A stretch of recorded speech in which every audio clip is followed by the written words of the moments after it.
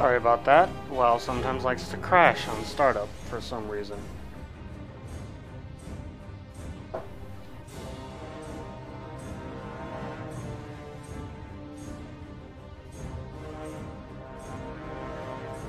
Also, I have coffee, so I'm doing pretty good. Alright, so apparently when I last played my rogue, the baby rogue, I was in Terokkar Forest. So we will be resuming Terokkar Forest. I haven't decided whether I'm going to continue Outland or go to Northrend yet. I'll probably go to Northrend because I think I like Northrend a little bit better than I do Outland. So we're going to finish Terokkar and then go to probably Howling Fjord. I don't know if I've done Howling Fjord from Alliance.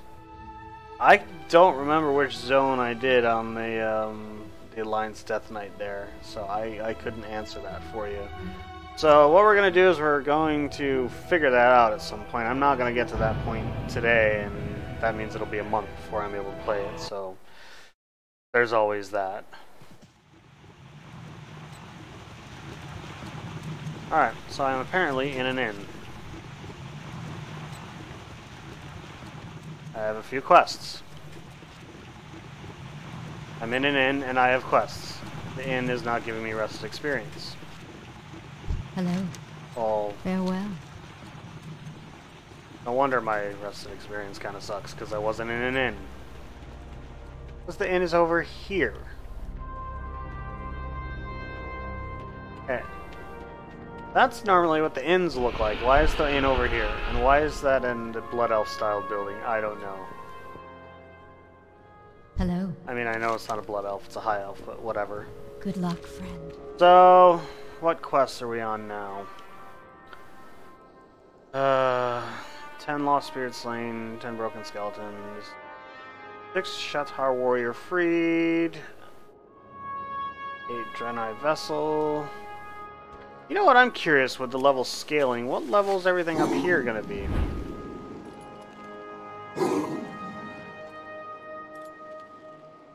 Level is everything in Shadow Moon Valley gonna be? We're not far from Shadow Moon Valley.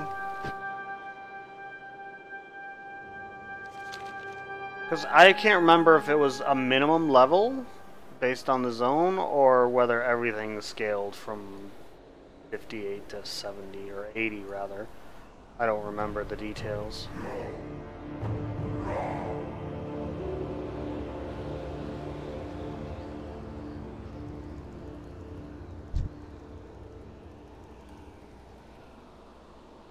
Let's go to Shadow Moon Valley and we'll take a look.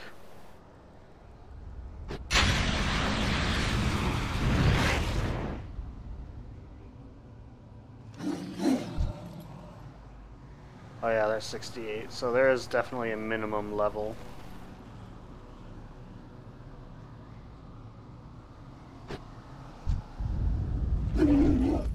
Yeah. So I guess that means I can't just go straight to Storm Peaks.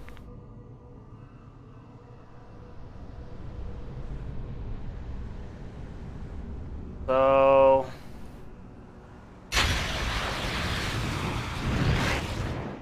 which quest are we gonna do? Let's do the closest to Solarian Stronghold.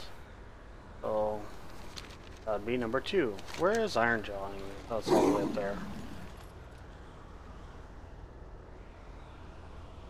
Now Ironjaw is one mob. Let's do Ironjaw. Excuse the indecisiveness. Most of the time, I don't know what the fuck I want.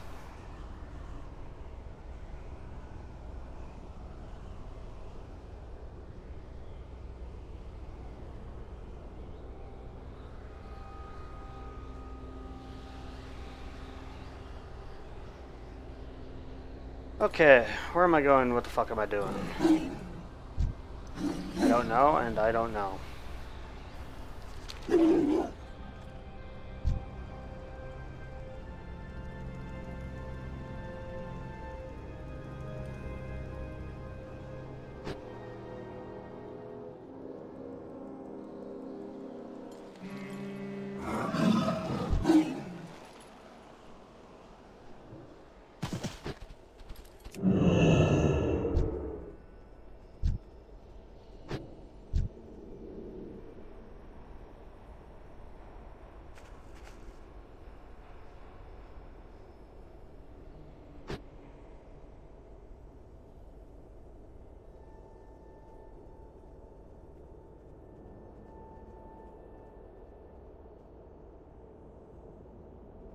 Hold on, I need to check something here. No, that wasn't Ironjaw.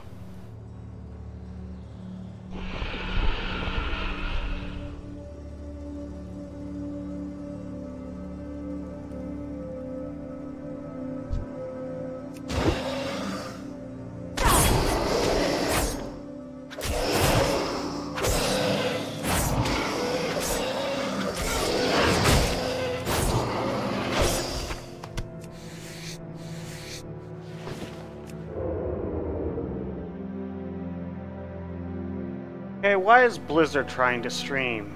I never told Blizzard to stream. Hold on one moment.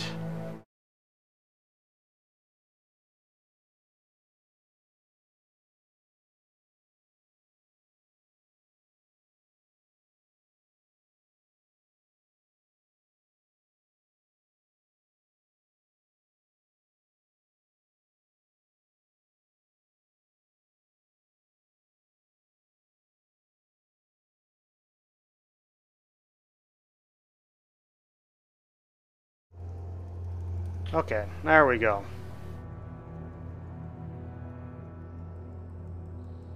The Battle.net app was attempting the stream and not OBS, and that was like probably screwing up the stream by consuming bandwidth.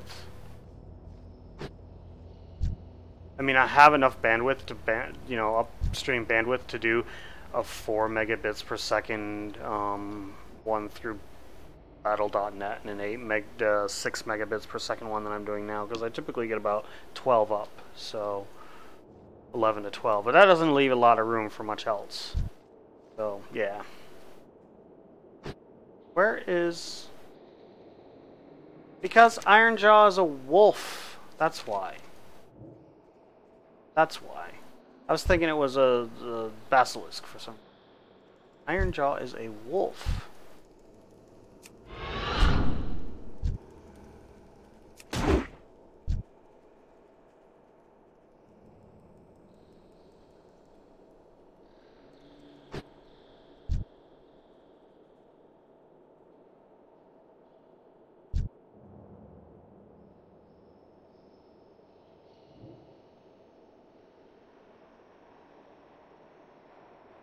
Ironjaw has not spawned.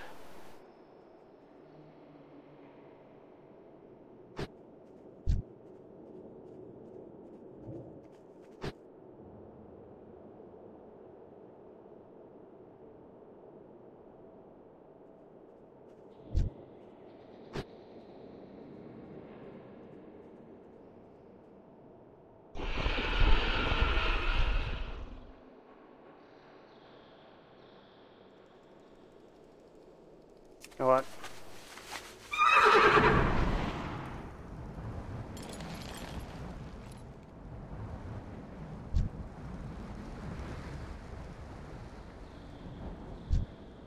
There it is.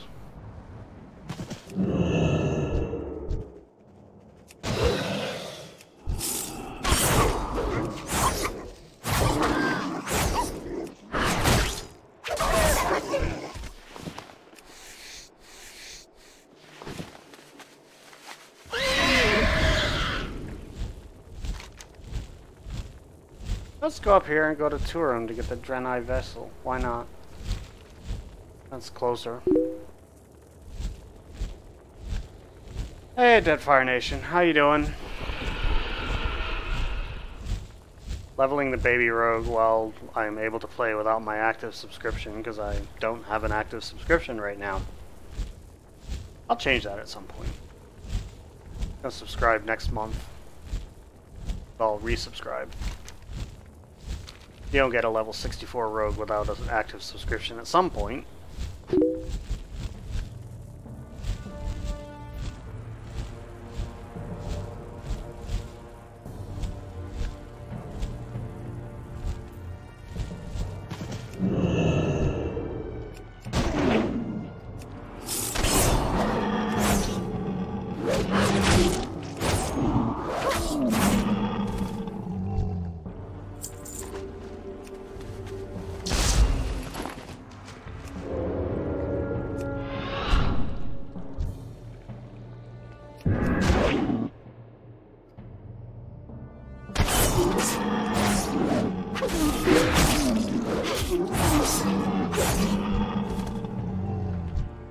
Not really. I'm indifferent. I liked the Tobey Maguire Spider-Man movies, but mainly because I'm a fan of Sam Raimi.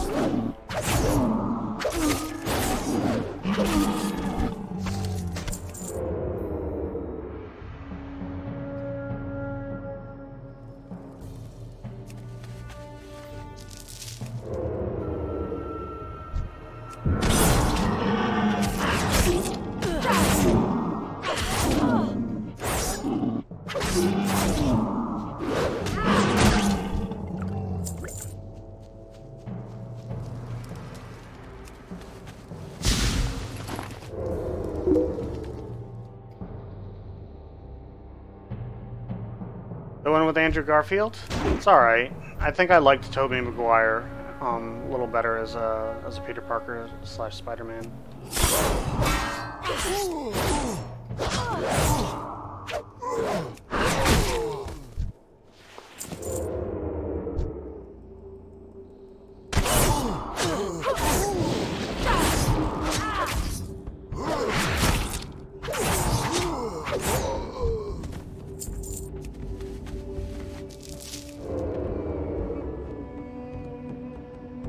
I normally would have just CC'd one and then grabbed the thing, but there were two in there and I can only CC one at a time.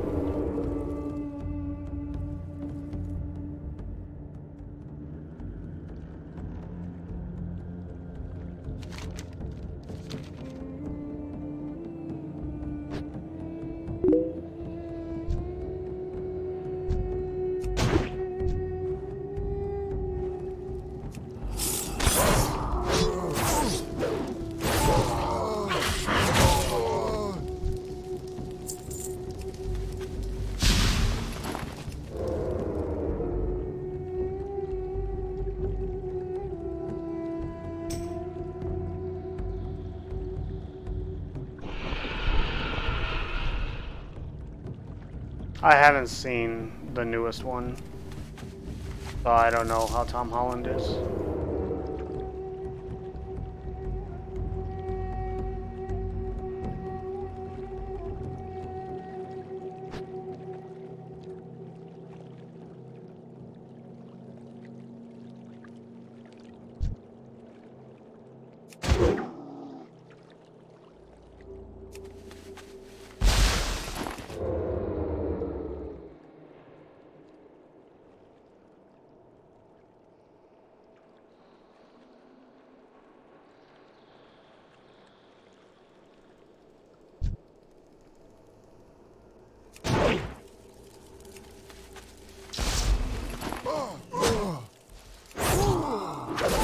I thought they got rid of that whole aggro thing. Why did the sap break? That's weird.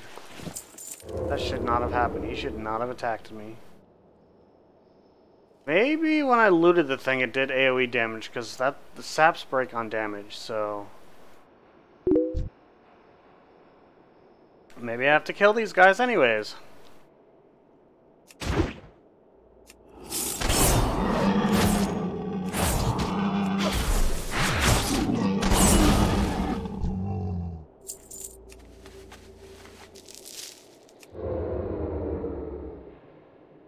Yeah, Pandaren is a race in this game. I have a couple. I'm playing a Night Elf currently. A Night Elf Rogue. Stealthy, sneaky stab class. That's an official definition, or an official description, by the way.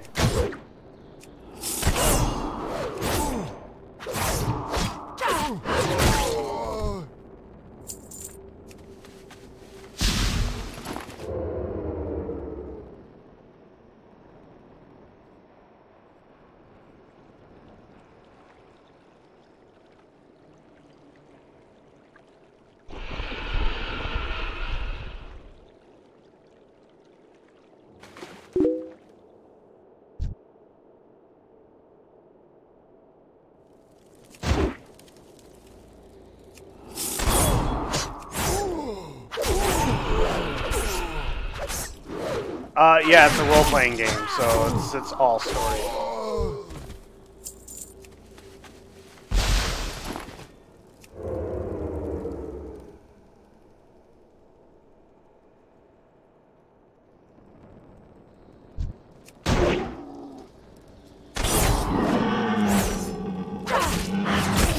He would respawn right there.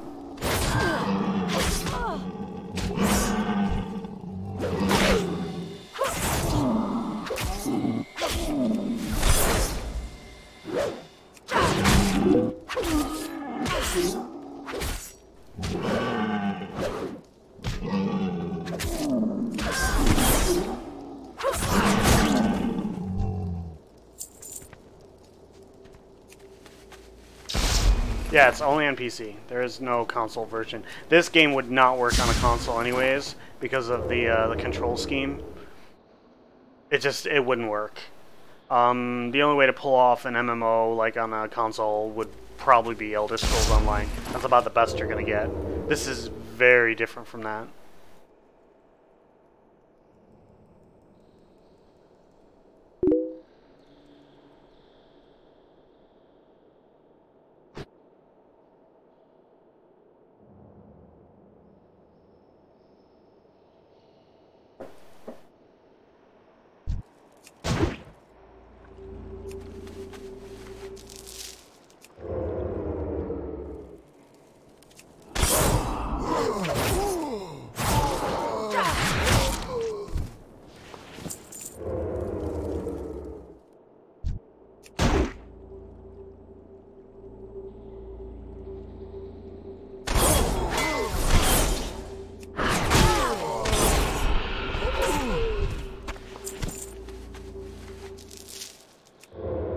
I have not played Halo on the PC. I've actually never played Halo, period.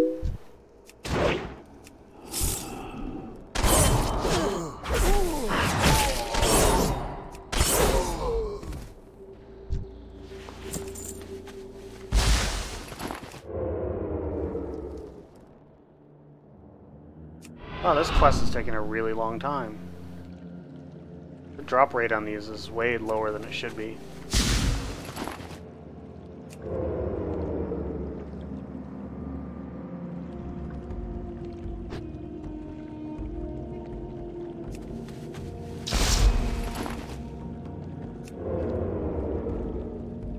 Like about 1 in 3, 1 in 4, and I have to get 8 of them. That's just not an appropriate drop rate for a quest item. This quest is coming close to breaking my 10-minute rule.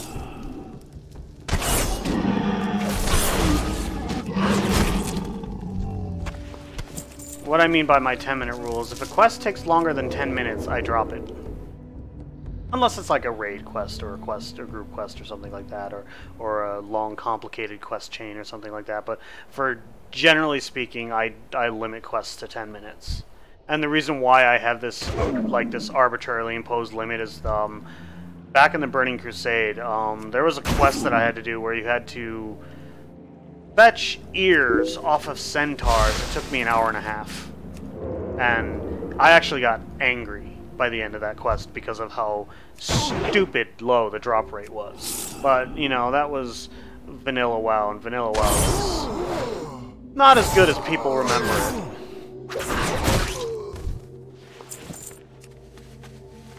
That's how it was actually Burning Crusade, which is this expansion, but this quest is bordering on that level of obnoxious, like, obnoxiously bad low drop rate for a quest item. I'm half tempted to put in a ticket because there's no fucking way, no reason why anything that like you need 8 of should be at a 25% drop rate. Like that means you have to find 20 to 30 of these things, and there's only like 15 in the area, so you have to wait on respawns. It's pretty bad. It's pretty obnoxious, and it's not appropriate. The game was significantly less polished back then, like after doing some of the Legion stuff. Like the game is much more polished now. I'll still check out World of Warcraft Classic because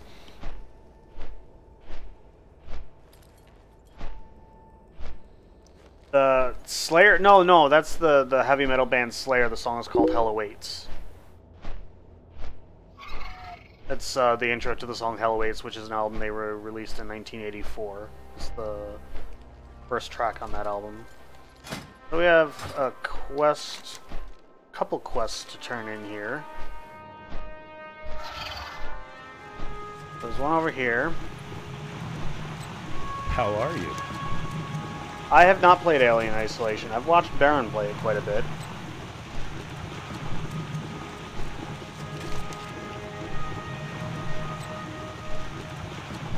I would say that's an upgrade. Well, it's not much of an upgrade. I don't know. Actually, no, I do know. 9 versatility is definitely not worth 1 agility, so no, we are not going to use that helmet. It's definitely not See better. you later.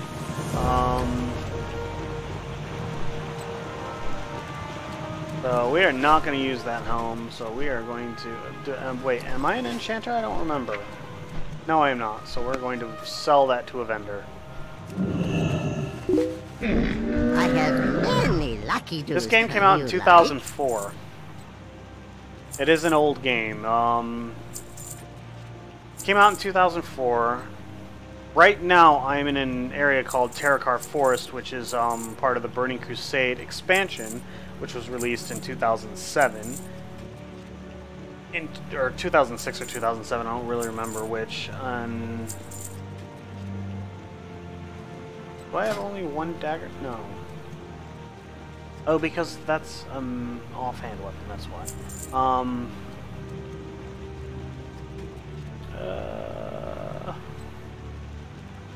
There's an additional 4 crit worth a loss of 6 versatility. But it has 3 sockets, that's pretty good.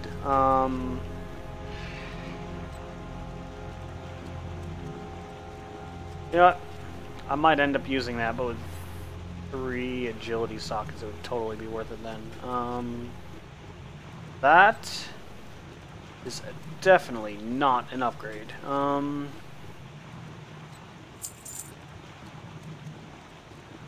Actually, that is.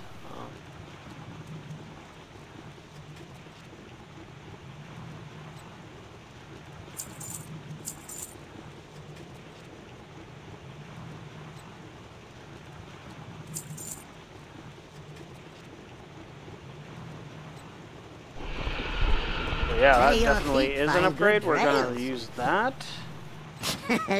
Many deals for a friend of the Grummels, like you. The last console I owned was a Super Nintendo. And the only handheld I own is this mobile phone.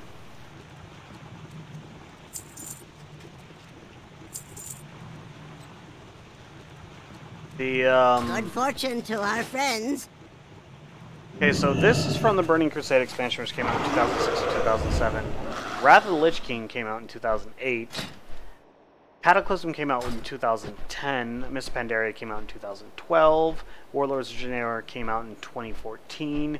And Legion came out in 2016. And in 2018, Battle for Azeroth will be coming out.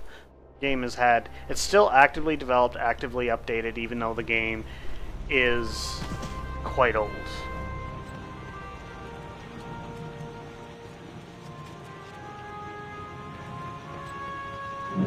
What brings you here? Be careful.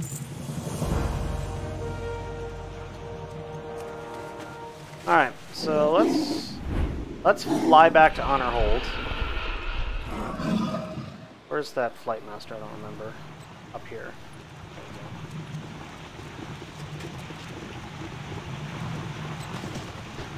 Talk to me. Be good.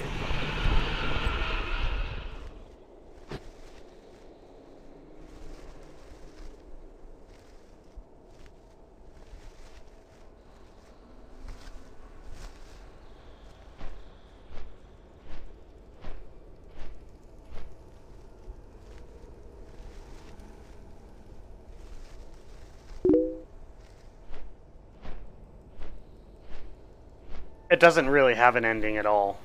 It's an ongoing game. There might be individual storylines that have endings, but the game itself does not.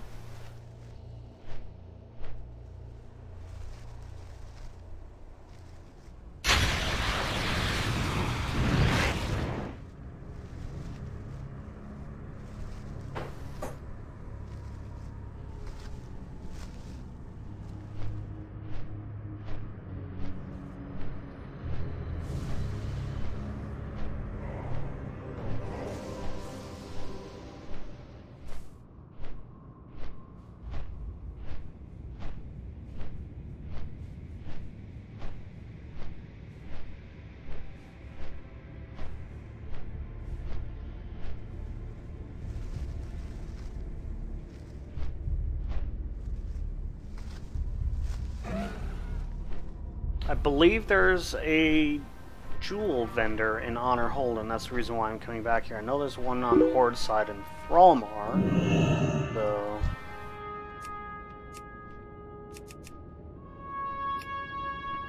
Where is the guy? That's the question.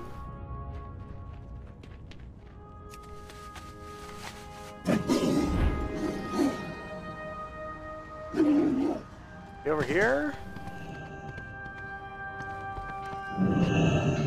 How are you? No, he's not selling any What's gems. your bet? Interest you on a pint? Off with you.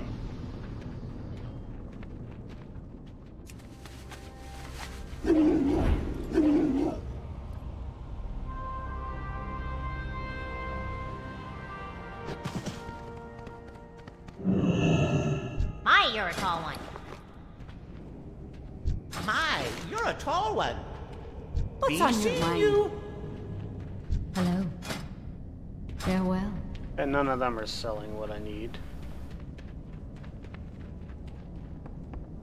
They usually mirror everything between the Alliance and Horde. I know the Horde version of this village quite well, so I just have to find Need something? the See you Alliance around. equivalent. Wait a minute, enchanting? Hello. No, he does not have. Have a good one.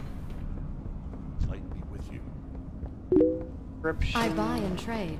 Safe travels. King's honor, friend. Imagine once I find the jewel crafting trainer, I will be home free.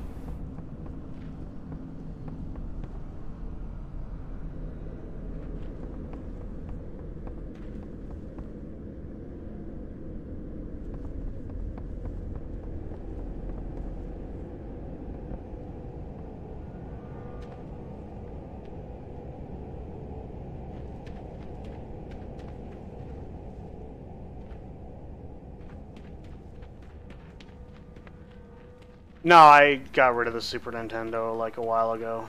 I don't remember how I got rid of it, but I did get rid of it.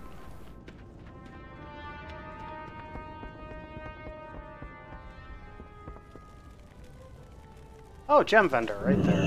That's what I was looking for. You need something? That's what we want. Safe travels.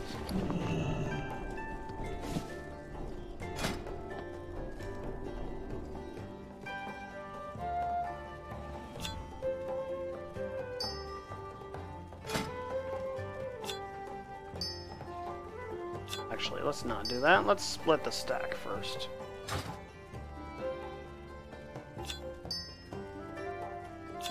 Easier to split the stack first, then we can just do this and do it all in one step.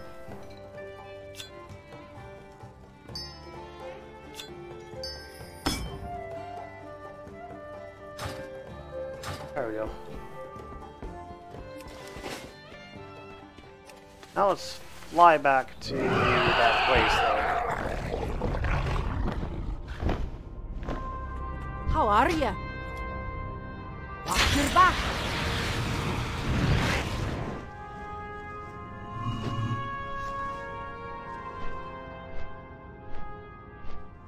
Incidentally, he will screw you up if he manages to sneak up on you. And believe it or not, as big as that thing is, it'll sneak up on you. Ask anyone who's played this game. They will tell you the Fell Reaver is a sneaky bastard, giant and loud as he is.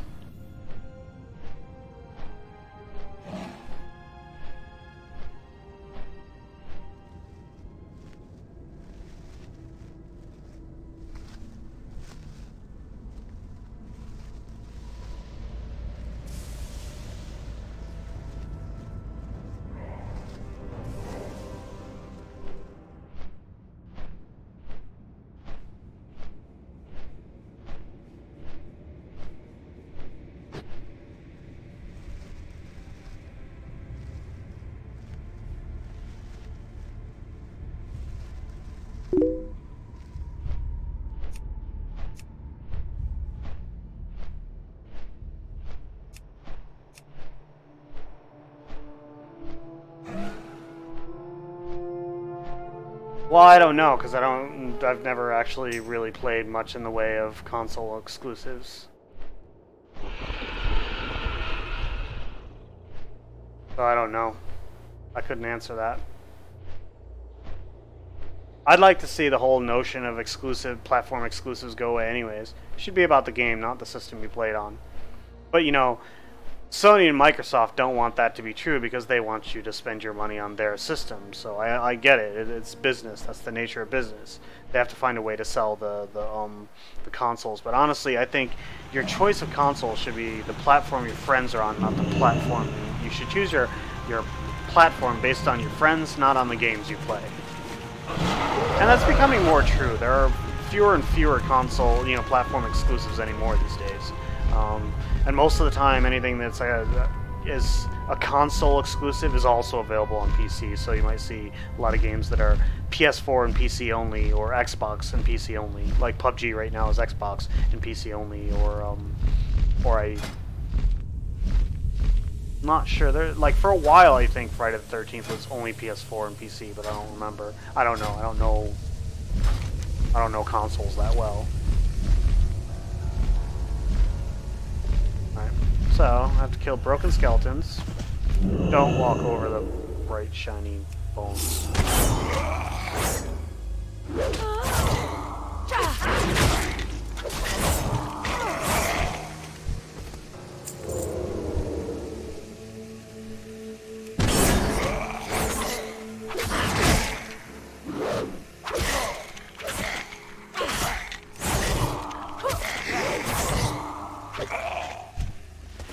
Yeah, they definitely did change the time it takes to kill anything. The patch that changed the scaling. Because these things used to go way quicker. Let's look at the old streams in this series, like the previous one, part 2, and you'll see. Let's avoid that shit rumbling on the ground. Those things are annoying.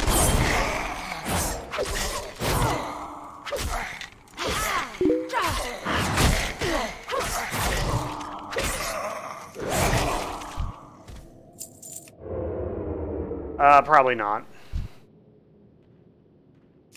But I can't sap these guys. I'm dead. Can't sap, I'm dead.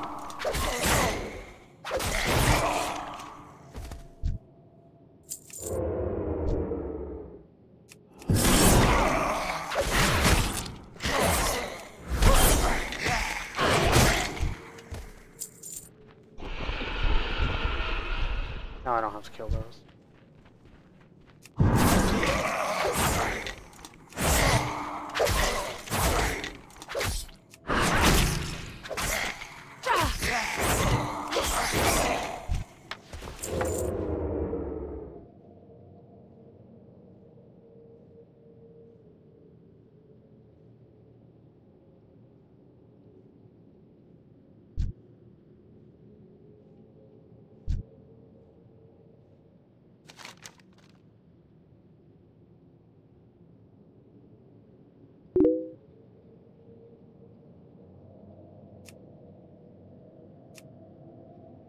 Let's work our way over there. If I had a VR headset, yes. Like the actual specs, it's perfectly capable of it.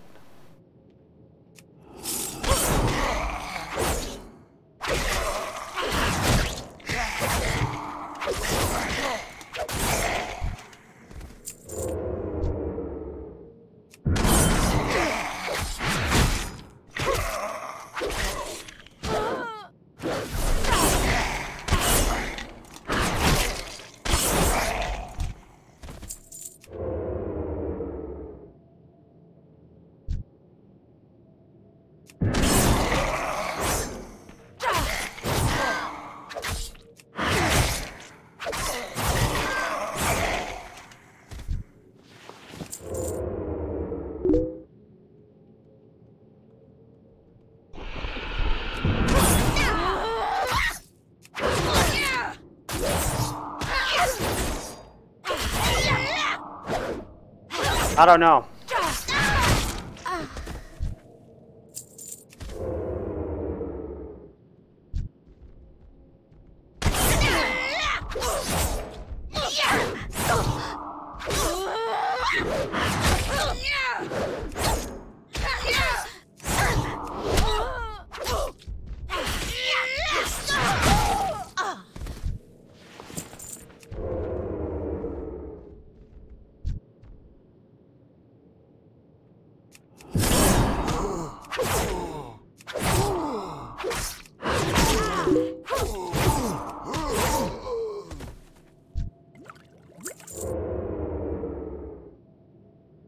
Yes, yes, I know.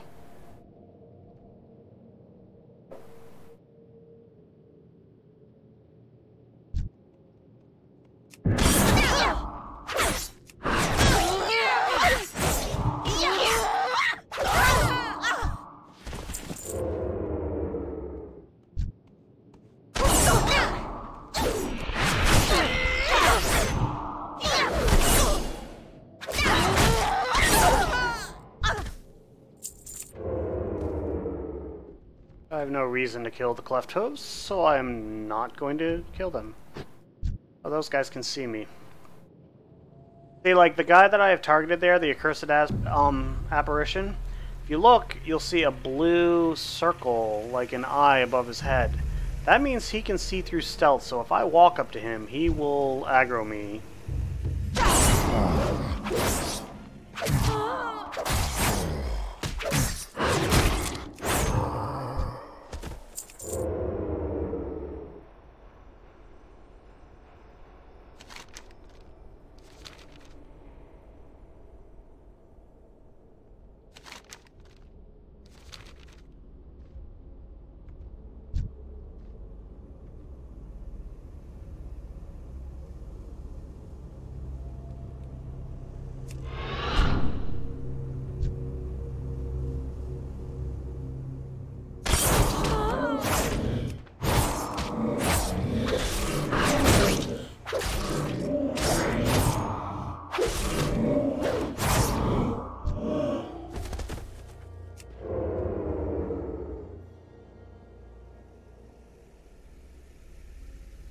Up there.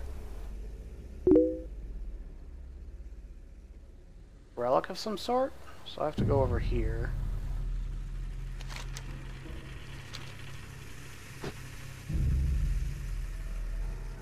I was drinking, I wasn't drunk for the whole stream.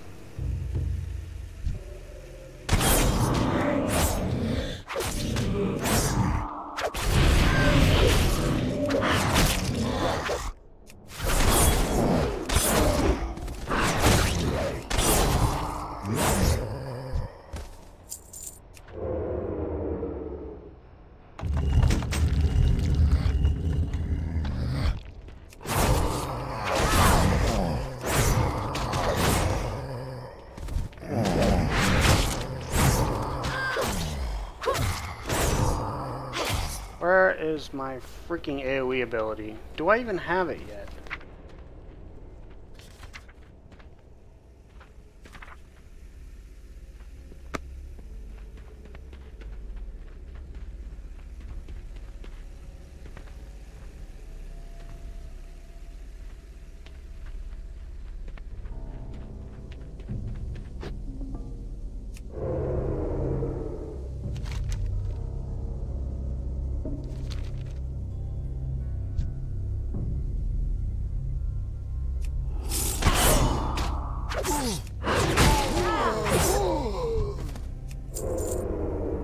Yeah, the Elder Scrolls Unwind thing is a monthly thing I do. First Thursday of every month. I don't know.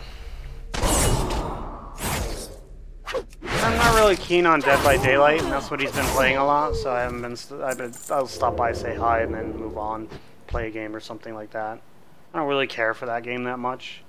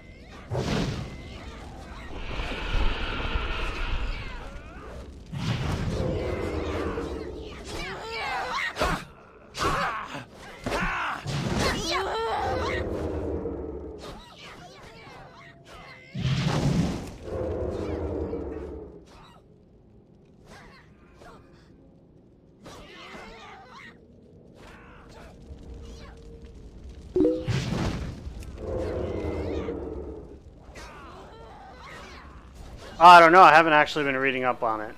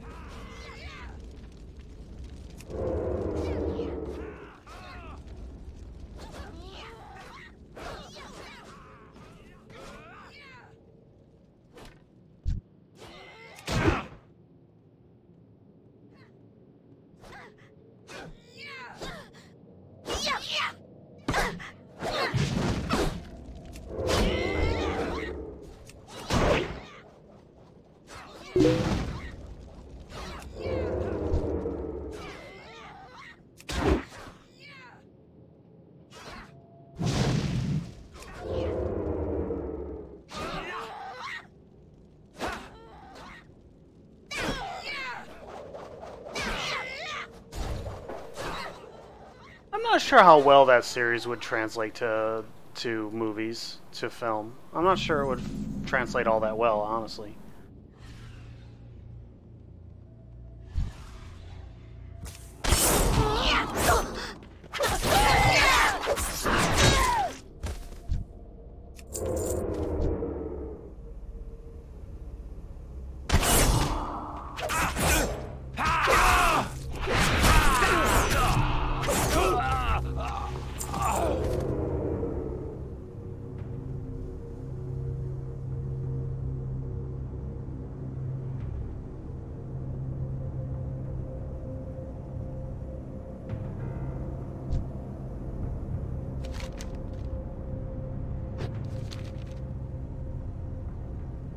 One more lost spirit to kill.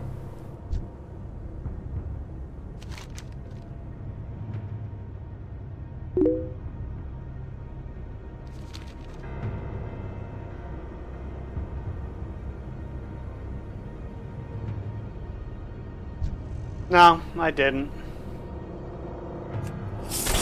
Like I said, I'm not sure, like, how well BioShock would translate to a movie. I mean, I can't think of many games that will translate better to a movie than WoW, and that movie was pretty awful.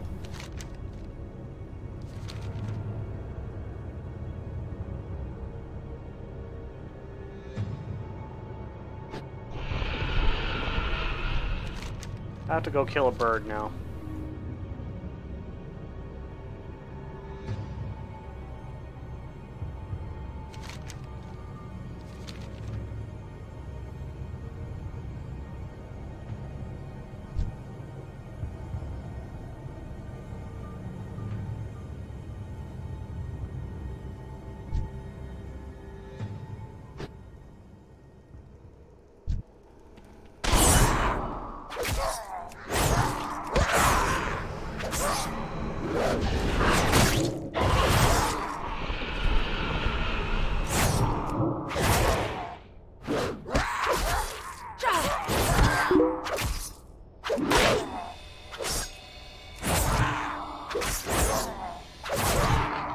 Really?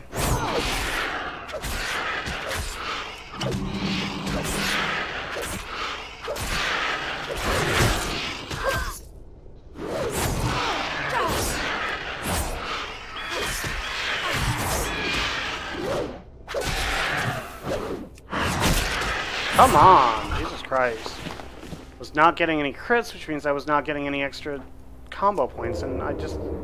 Ugh, it's so annoying when things come at you in chains like that. That's what I hated about the Burning Crusade. Awful about that. Okay, so I didn't have to talk to him.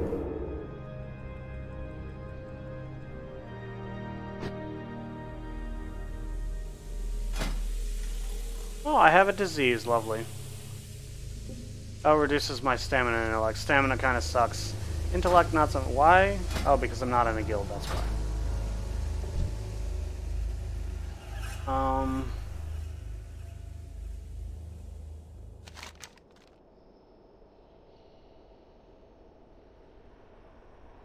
Okay, so I have to go get, Terokkara's carcass first, and I believe that carcass is over this way.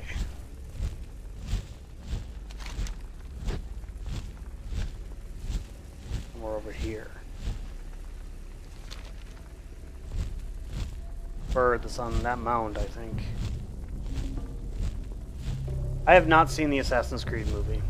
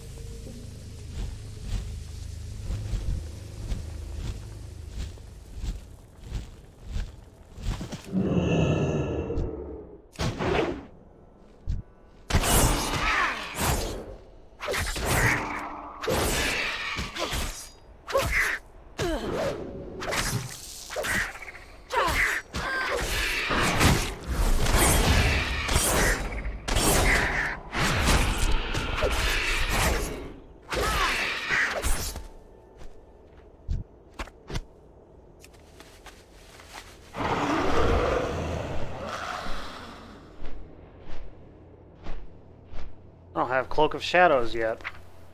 I'll get that to level 80. I can't remove this stupid disease. I have to wait a half an hour.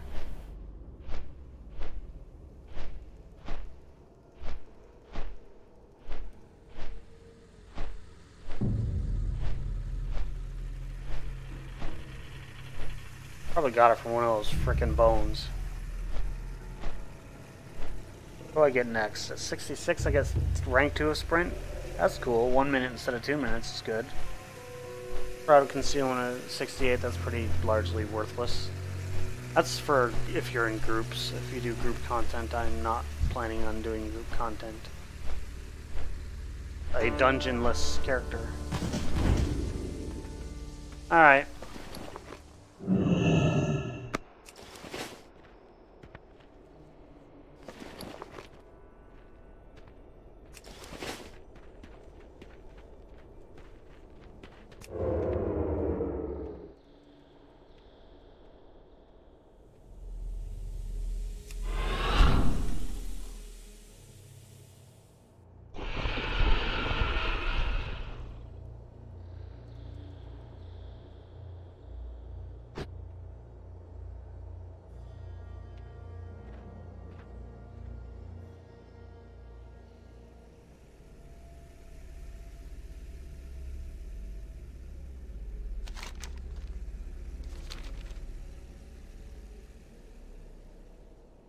Ah, there it is.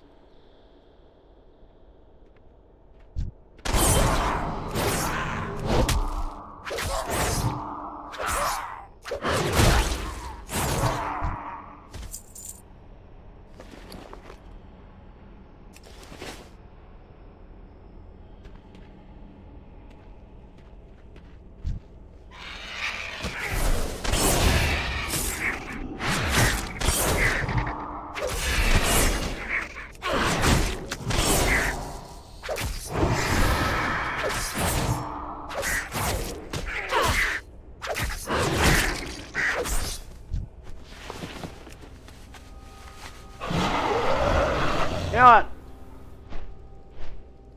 I should have freaking used Shadow Blades. If I were smart, I would have done it, but I forgot that I have that. I should have used Gloomblade. Shuriken Storm. I did have an AoE spell. Right freaking there. Alright.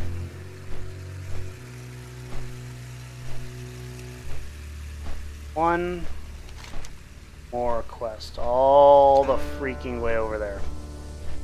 And I have slow-ass mount speed.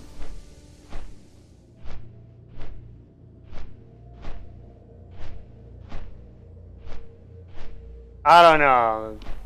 There was already a Doom movie and it was pretty bad. I mean, it was still entertaining to me, but, you know. I enjoyed the campiness of it, as it were. But I'm going to do this quest, and then I'm going to take a really quick break to fill my pint glass with beer.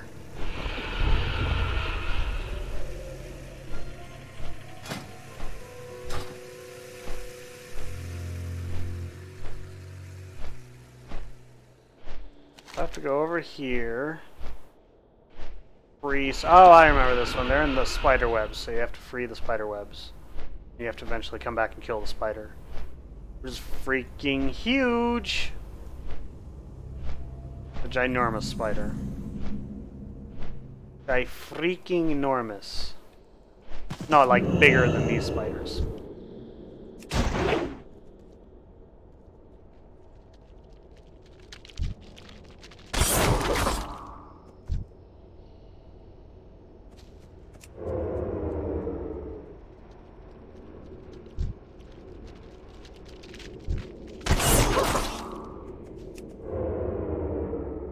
I could deal with more of that kind of luck.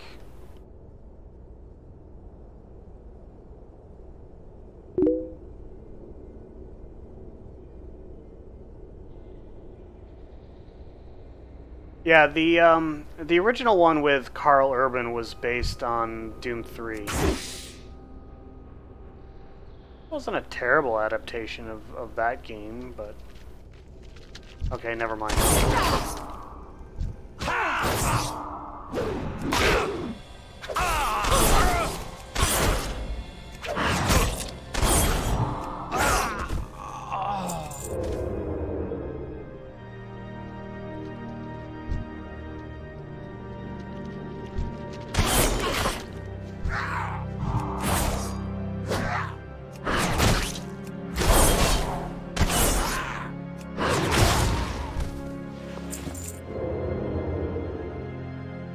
Duck has run dry.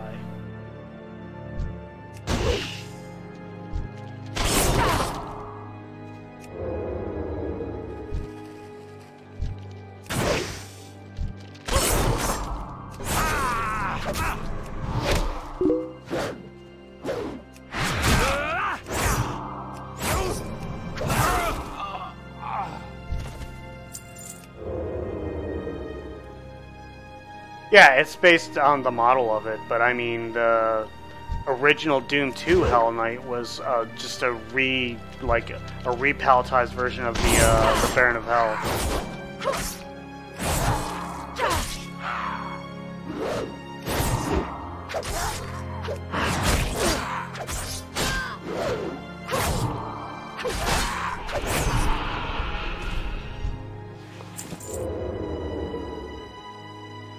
This game handles scroll wheeling, but so bad.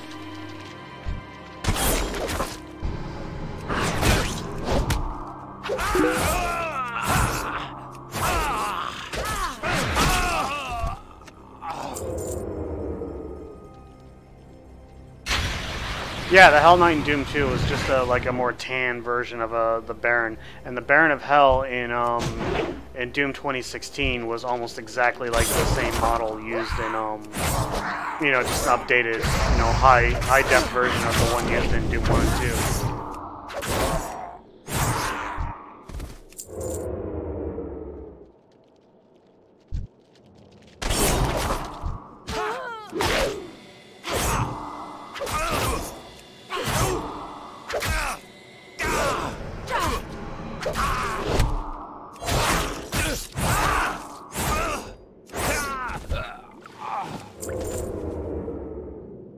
The reason why I used Gloomblade, even though it wouldn't do full damage, is because it makes them move slower, and that was the intention.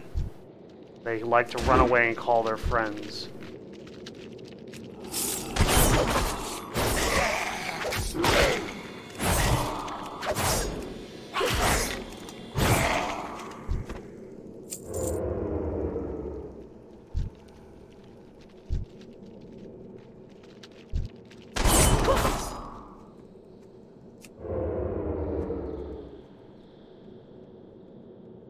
Is that the last of it? No, I still need 2 more.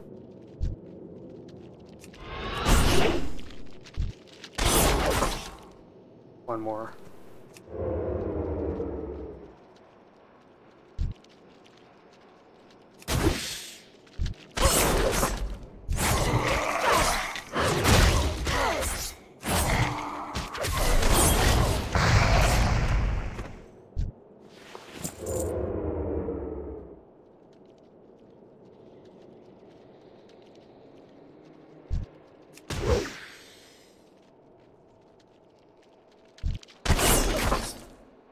There we go.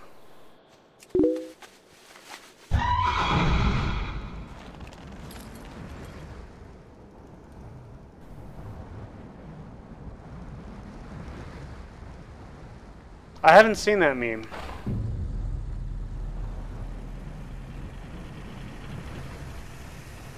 Quest?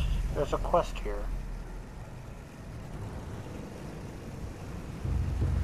What quest is this? Good fortune. Blessings upon your path. Damn it.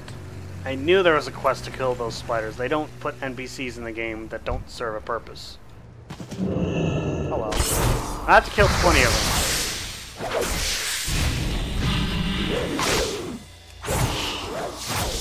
Should have stunned the other one.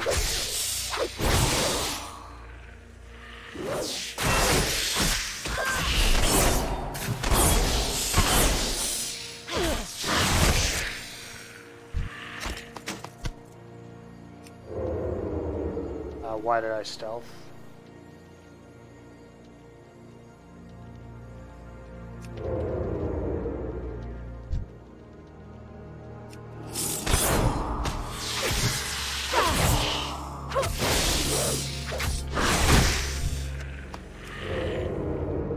Why did I stealth again?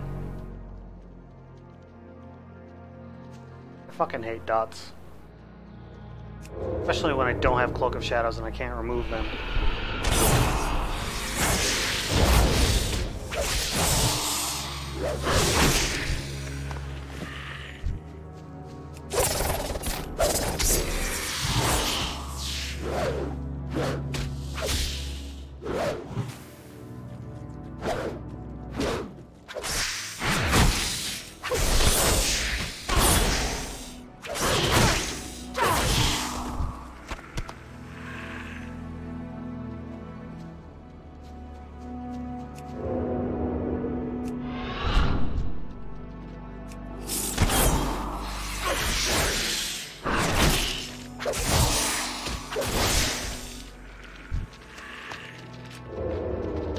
And I stealth while I have a dot on me again.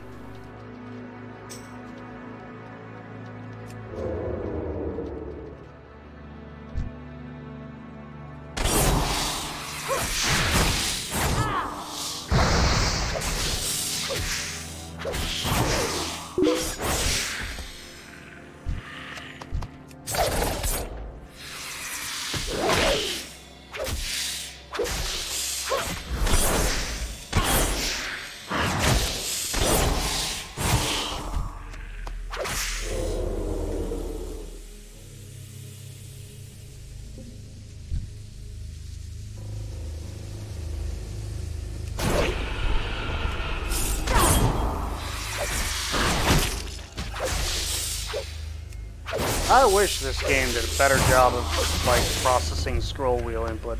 It is so bad at it.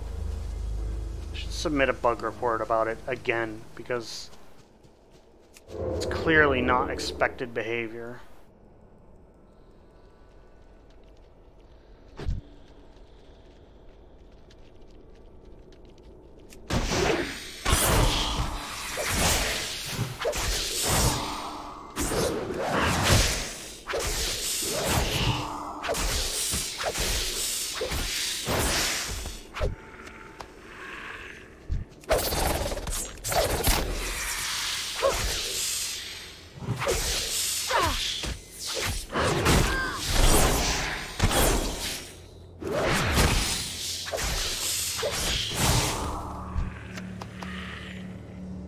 How many is that? 11. 9 more.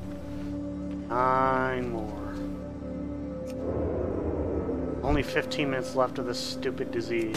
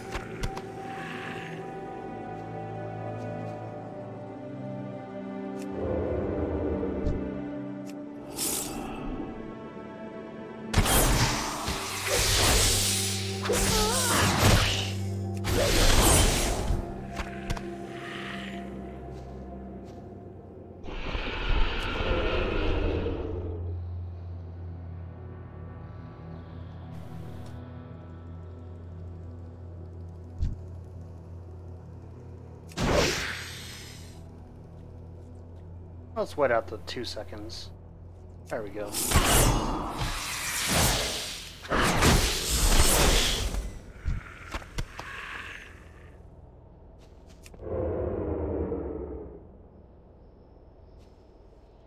Oh, that's right, I forgot I have a dot on me again.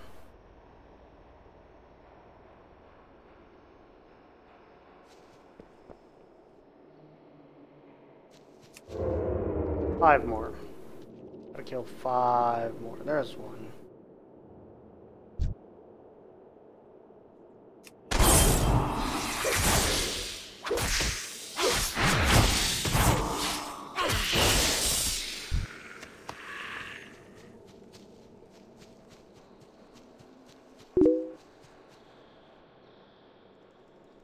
I have not.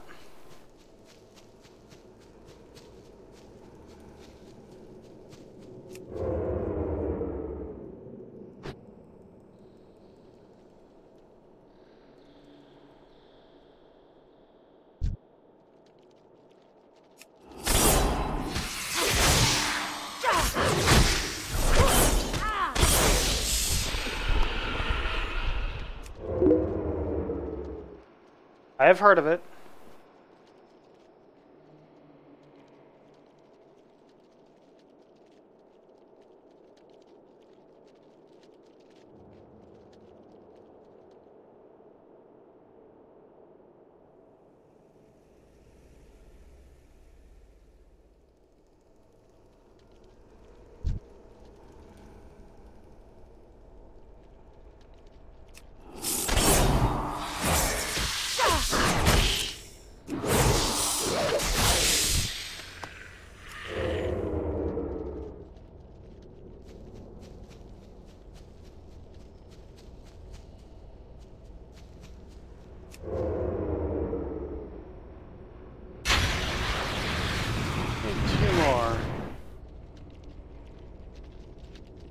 But only 2 more.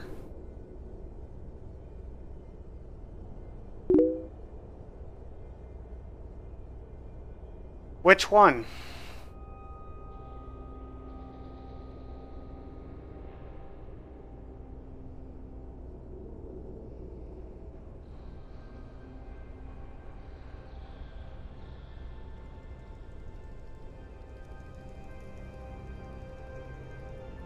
I haven't played Wolfenstein 3D in a really long time. I haven't played Spear of Destiny ever, although I have it. I haven't played Castle Wolfenstein or Beyond Castle Wolfenstein. I have played Return to Castle Wolfenstein. I've played the New Order, I've played the Old Blood, and I've played the New Colossus. In fact, I've beaten all 4 of those.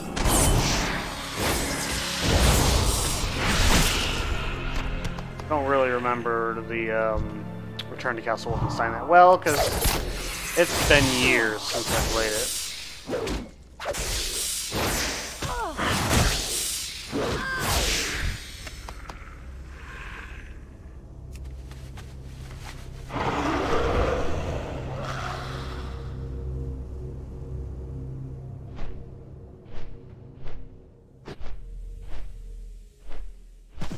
The Legion's end draws near. Wow, that one is really old, but it's also really good for its level. That's probably why. Well, I'm still using it at least.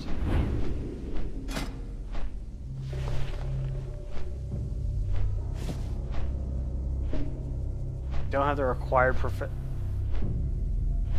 Oh, because I just tried to equip plate bracers. That's why. Oh, that was the quest reward for an upcoming quest, the quest that I'm on. It's not a quest reward for the quest that I just did. That is why. Let's go kill this giant ass spider.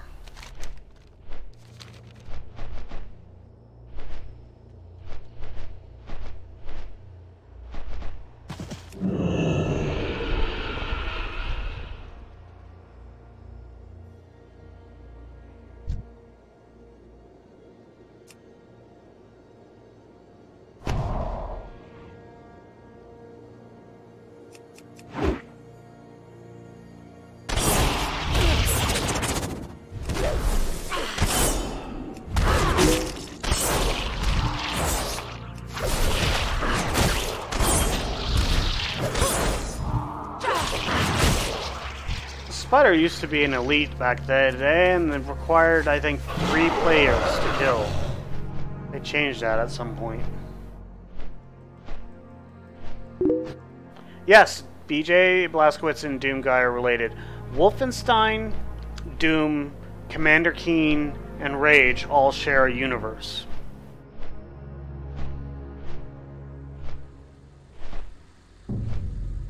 Similarly, Far Cry, Watch Dogs, and Assassin's Creed all share a universe. Poros. May your days be long.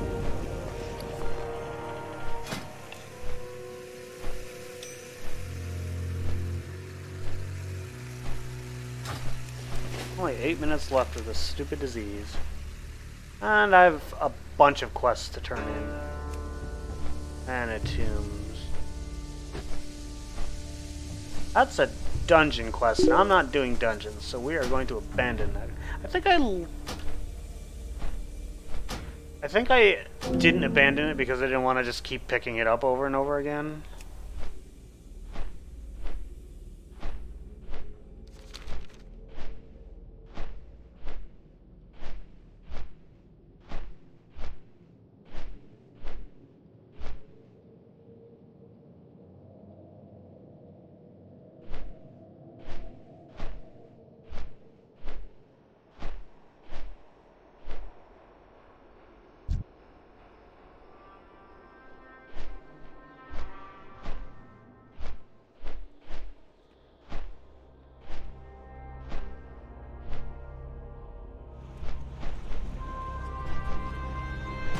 Betcha, this is the quest. Greetings. Yep, that's the one. That's why I still had it in my log because I was just so I wouldn't keep picking it up over and over again. Alright, so we have to go in here. I am listening. I vaguely remember one of these being really good. Obviously not spell power for a rogue. Attack power is pretty good. Farewell.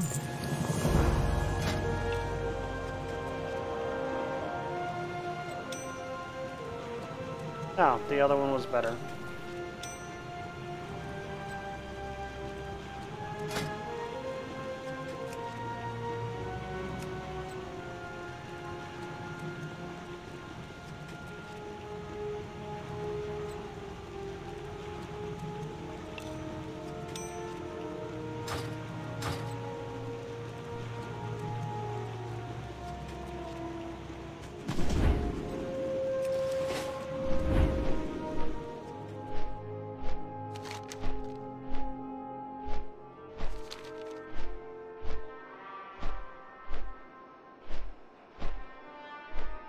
I think the biggest creature I know of in WoW is either Supremus or Archimond. They're both pretty big. They're way bigger than that spider is. Deathwing's pretty big too.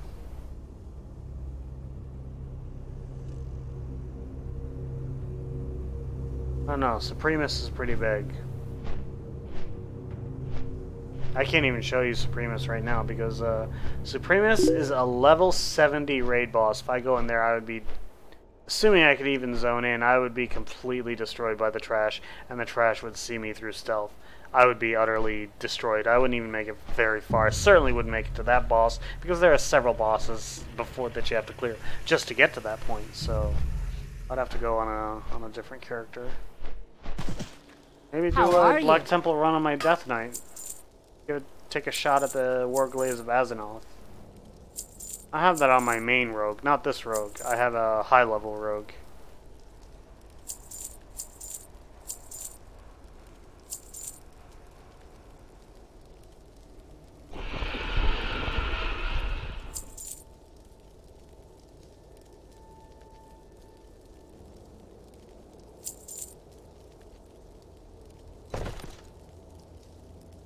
See you soon.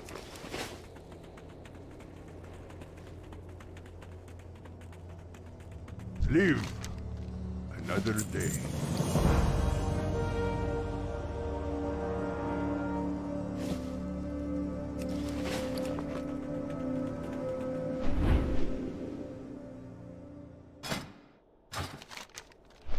Well, let's go to the other place and we'll turn in all those quests.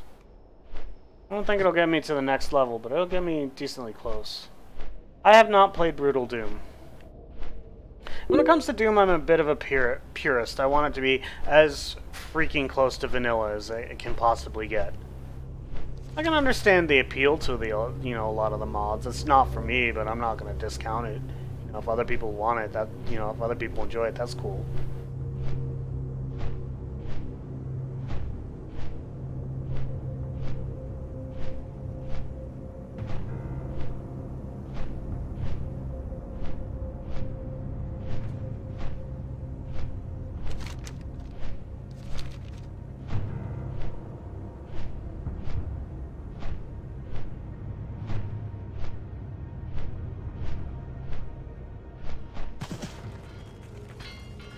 Hi. Off with you. The Legion will fall. Remain vigilant. Chronokai Christor. Good health, long life. Oh hey, I am now friendly with the Shatar. The Naru have not forgotten us. Good fortune. Remember the lessons of the past.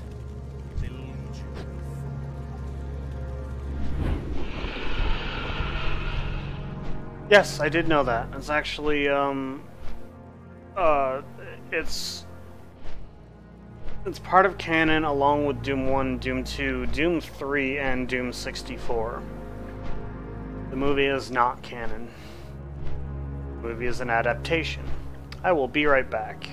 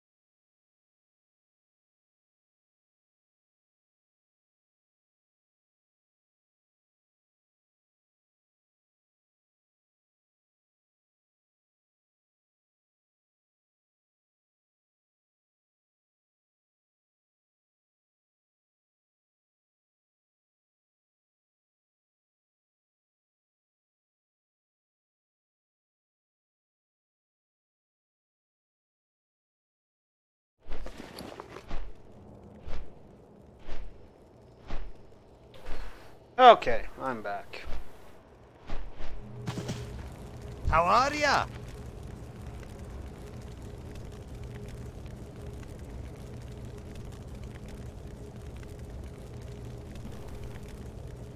No, fuck See that. you That's an soon. escort quest, and I fucking hate escort quests.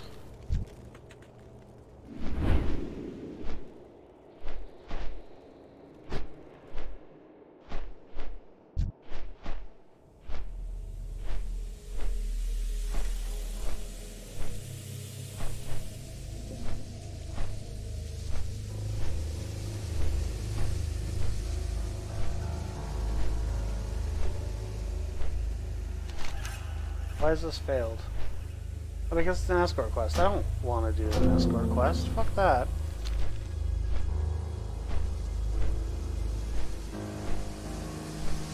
Escort quests are the worst. No, Doom 3 was not its own thing. It was canon.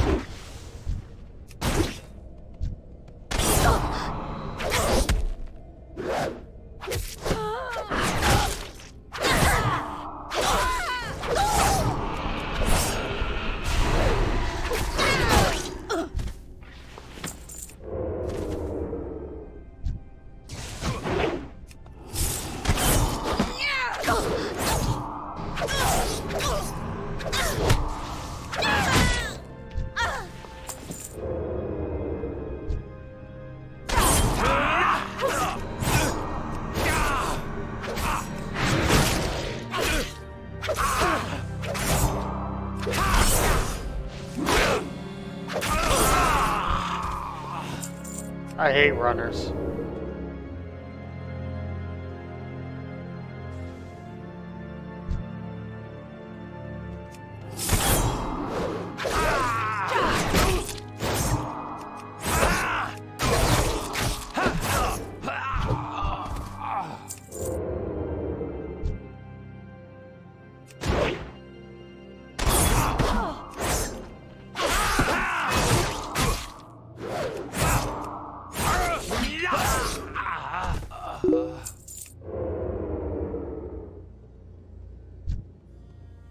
I don't know either.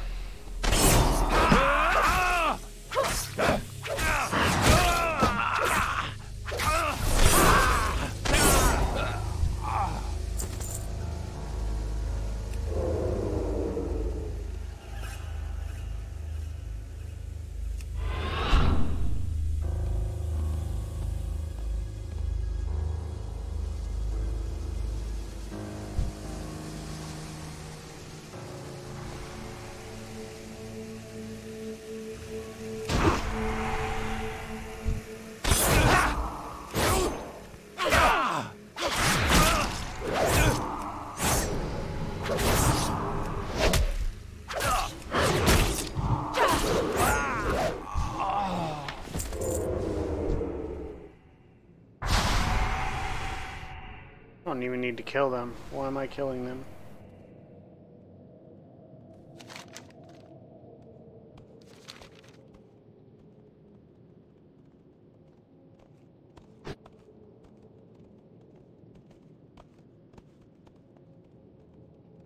They're all on the other side of this wall.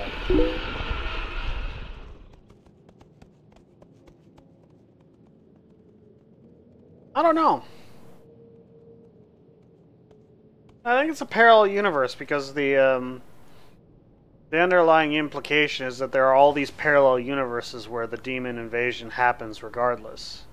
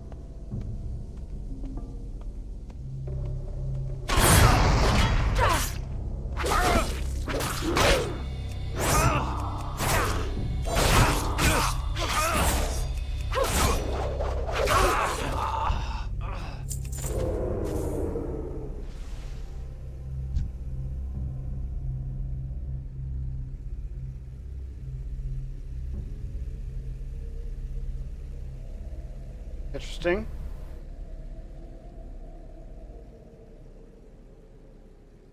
Looks like a demon hunter.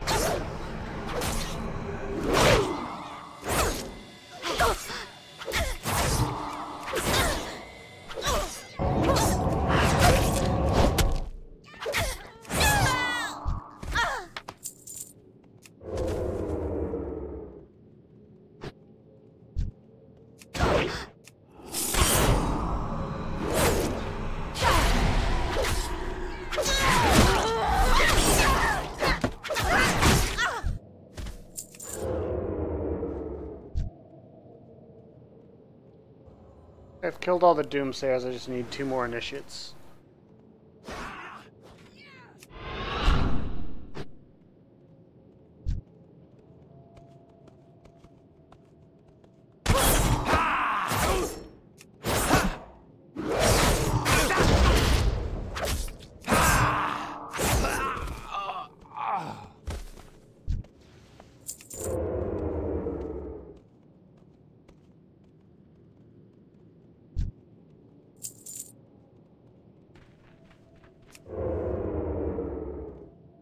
One more initiate, I'm done with that one. Then I have to do Terokkar the Cursed. Which is a dragon, if I'm not mistaken. I remember there's a bone dragon that I have to kill in this map.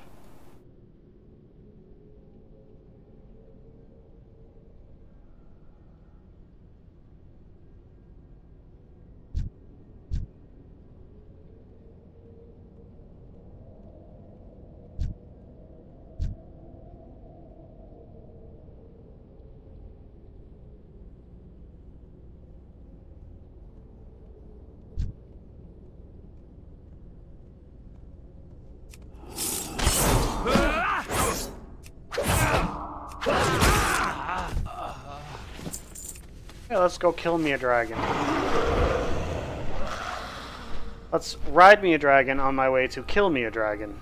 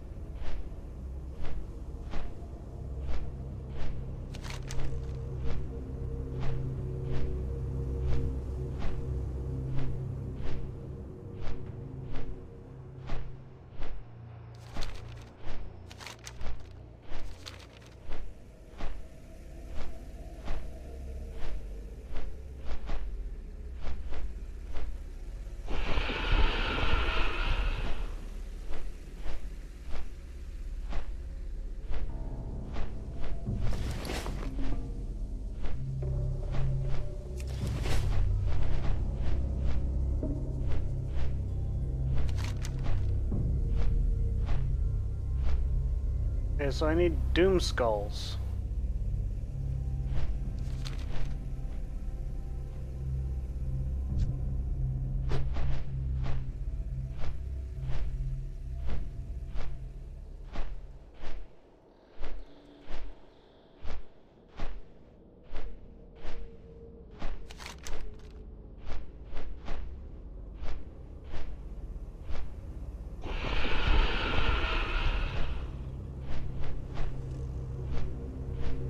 So I have to kill Doomsayers and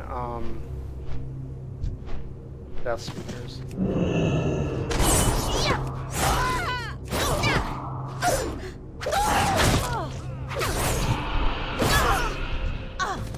And not all of them drop it. Wonderful.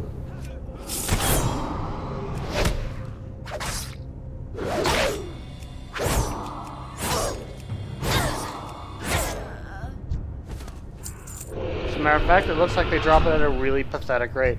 That's right, because that's what the Burning Crusade was all about. It's about questing with shitty drop rates.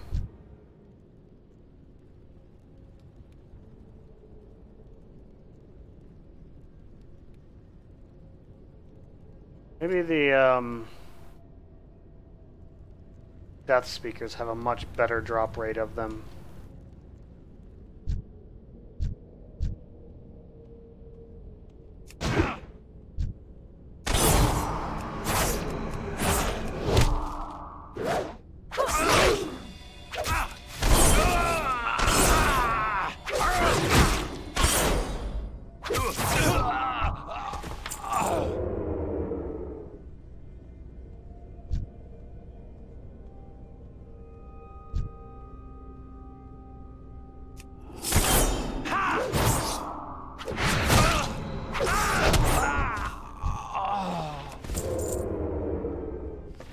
I seriously need 20 of these things.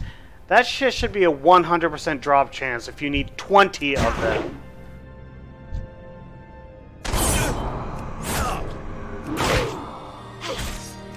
You don't make it have like a 30% drop chance when you need 20 of them. I don't want to fucking kill 60 of these things.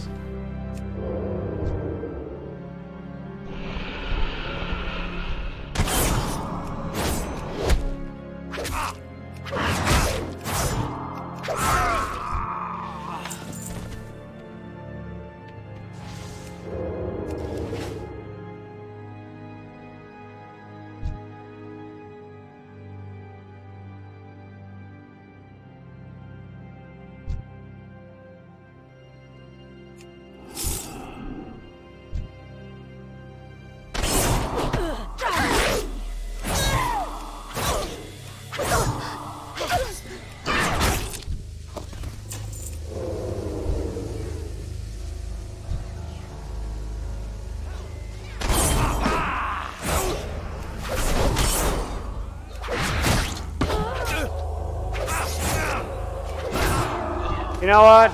If the Blizzard fucking managed to write their engine with proper handling of scroll wheel input, I would have gotten an extra ambush through. But no, they can't do that right.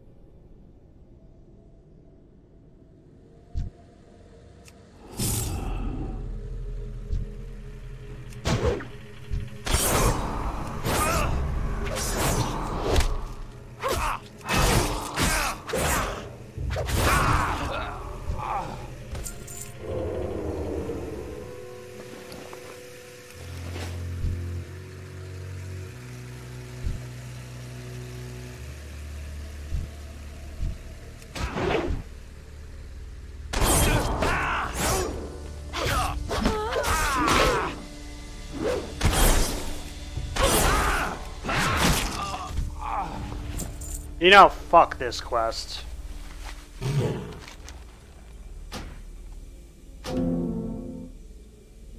That is a really fucking obnoxiously inappropriate drop chance for something like that. If you have to collect 20 of something, you don't make it drop 1 in 3 kills. You just don't fucking do that. Forgotten us. I spent 6 minutes to get 4 of the 20 things I want. I don't want to spend a half a fucking hour, you know, grinding these things to do this quest. No. People who think the game was better in the past are fucking, you know, like, out of their minds. No, it's not.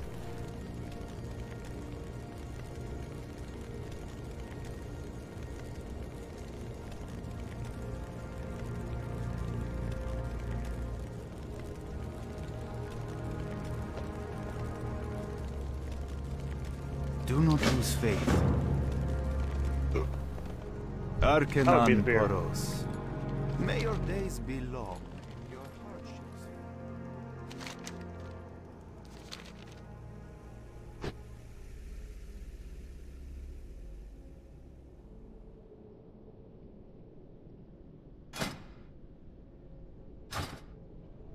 You know what, I'm not even gonna finish this zone. Because I just don't want to deal with shit like that.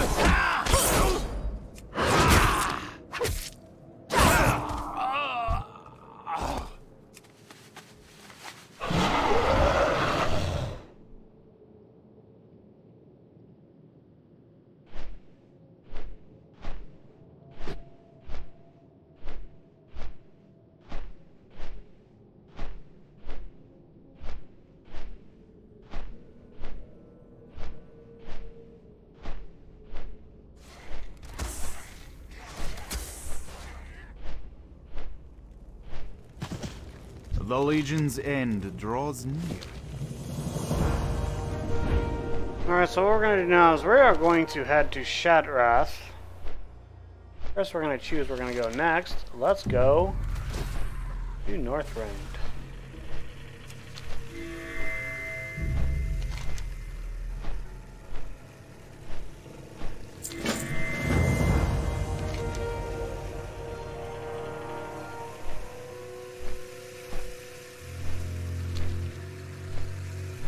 I can't remember if I did Howling Fjord or Borean Tundra on the other character. I could probably find out easy enough by seeing how much of the map I've uncovered. I actually prefer Howling Fjord though.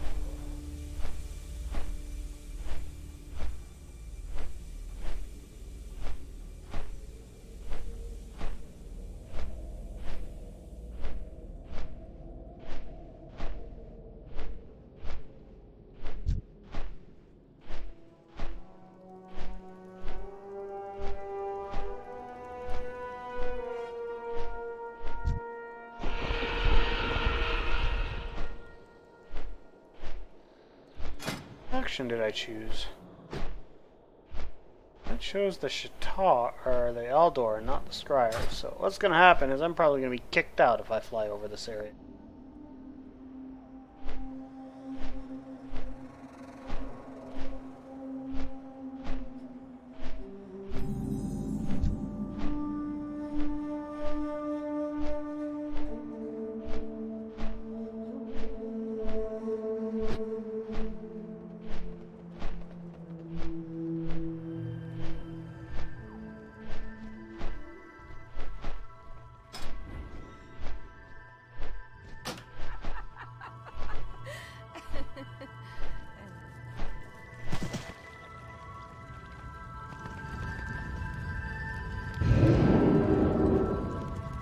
So now that I'm in Stormwind,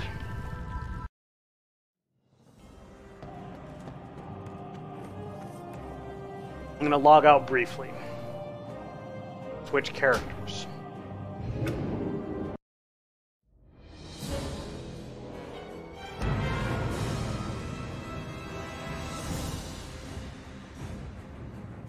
Why was I in Northrend on this character last?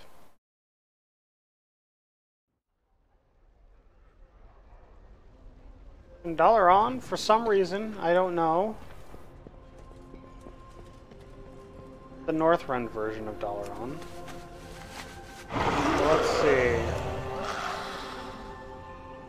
I quested through much of Storm Peaks. Oh shit. I did exploration. Parts of...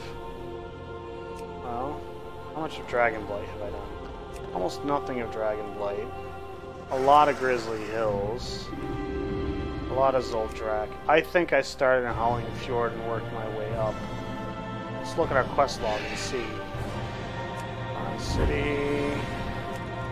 Elwyn Forest, Westfall...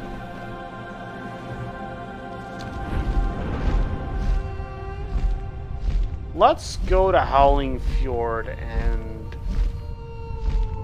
No, let's go to... I think I did Howling Fjord. First, let's go there. How may I help? See what my quest situation looks like. Good luck, friend. I think I quested in Howling Fjord.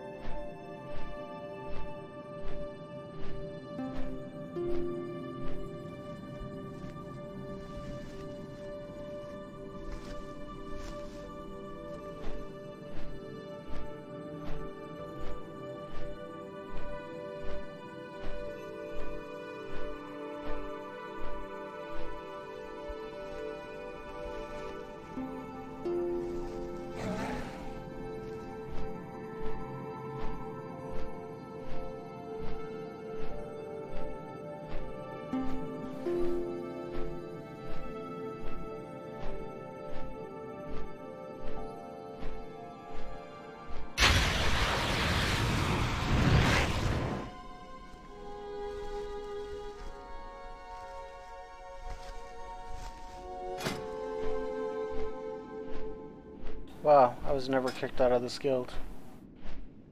Frickin' crazy.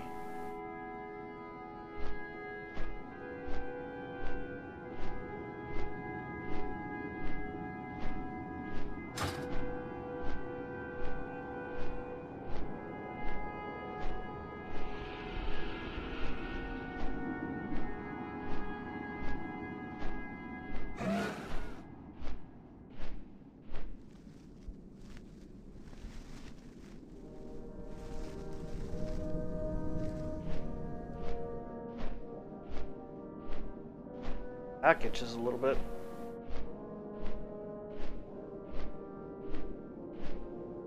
That snacks Ramus, by the way. The level 80 raid.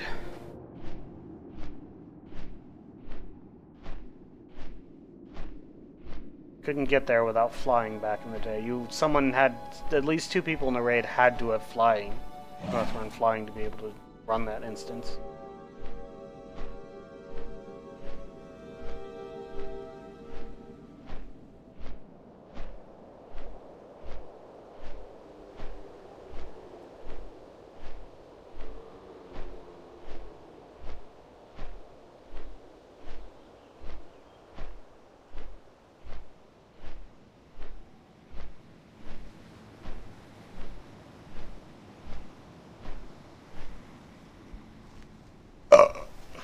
That would be the beer.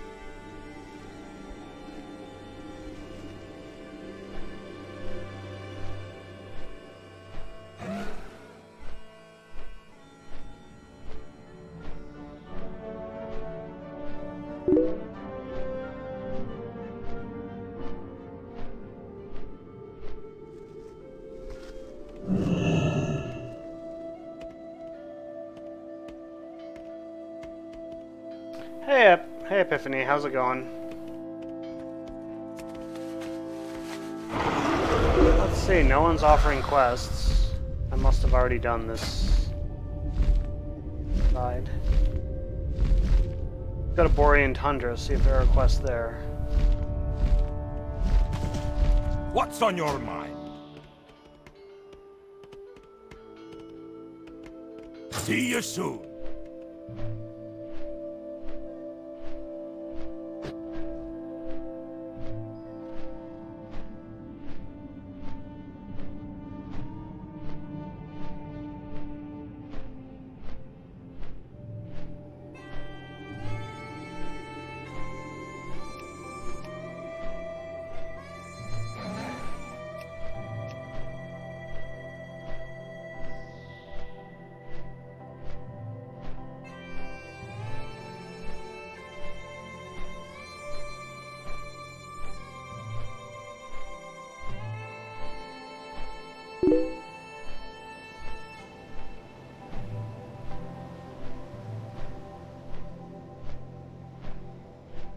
That area right down there is a world PvP area.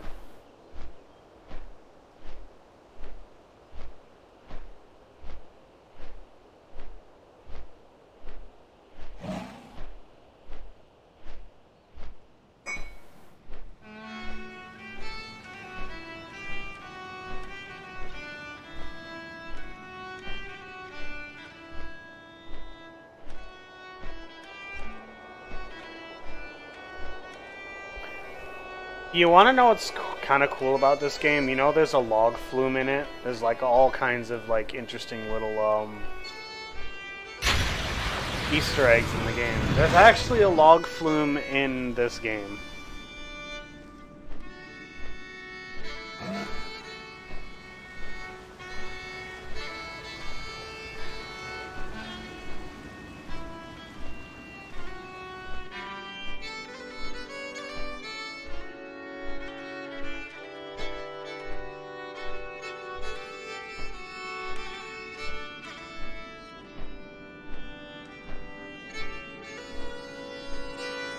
I will cancel my flight and fly to where the log flume is, so you guys can see it if you want. It's really neat. Take a little detour. There's lots of fun little things like that in World of Warcraft if you know where to look. I have to remember where to look because it's been a while, but I know there's a log flume up here somewhere. There's two log flumes actually. There's one for Alliance and one for Horde.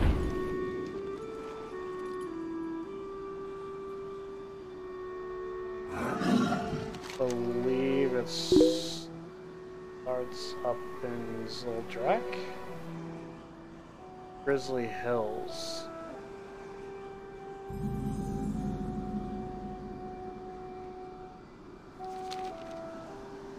I believe it starts in Grizzly Hills.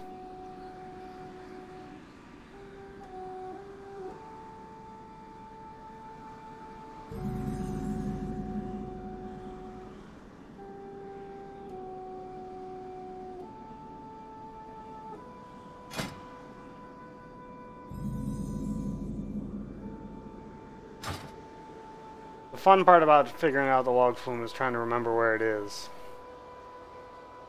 It's been a couple years since I've done it, and it's hidden but not hidden.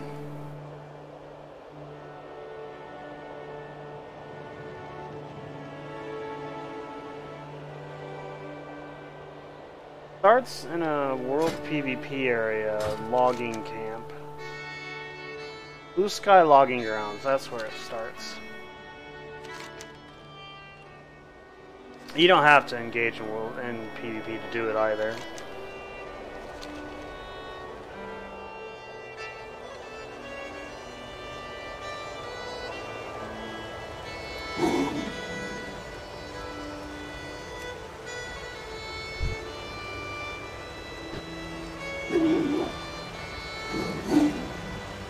So there are things you have to climb.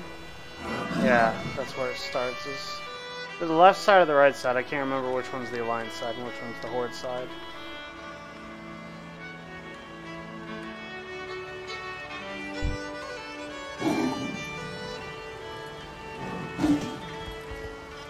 What's on your mind?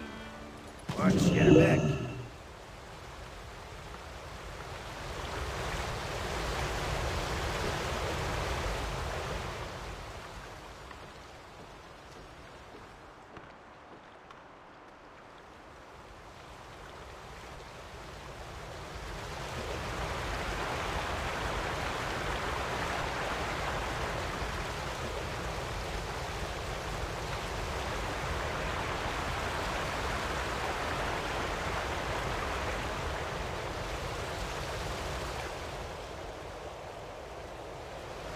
Oh wow.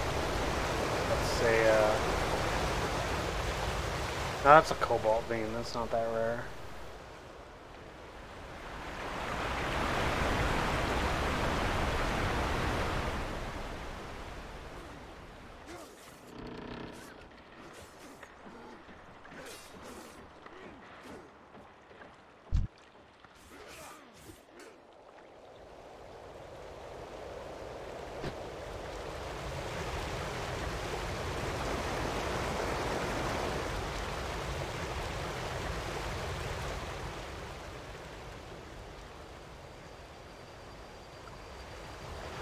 It's a simple little log flume, but it's kind of neat / fun nonetheless.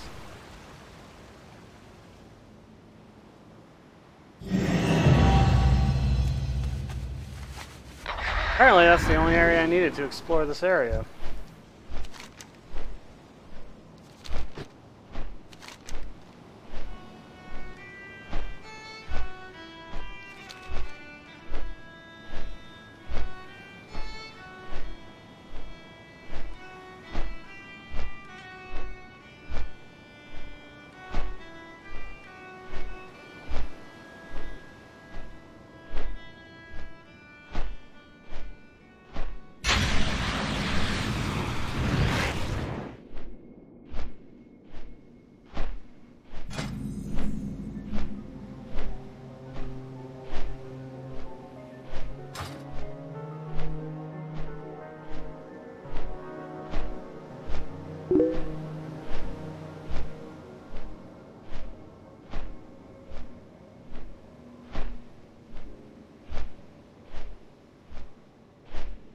Oh, I didn't even see you asking about the baby rogue. The baby rogue leveling is going okay. I've got sick of doing some of the quests in Terokkar Forest, so I decided to just head to Northrend right away.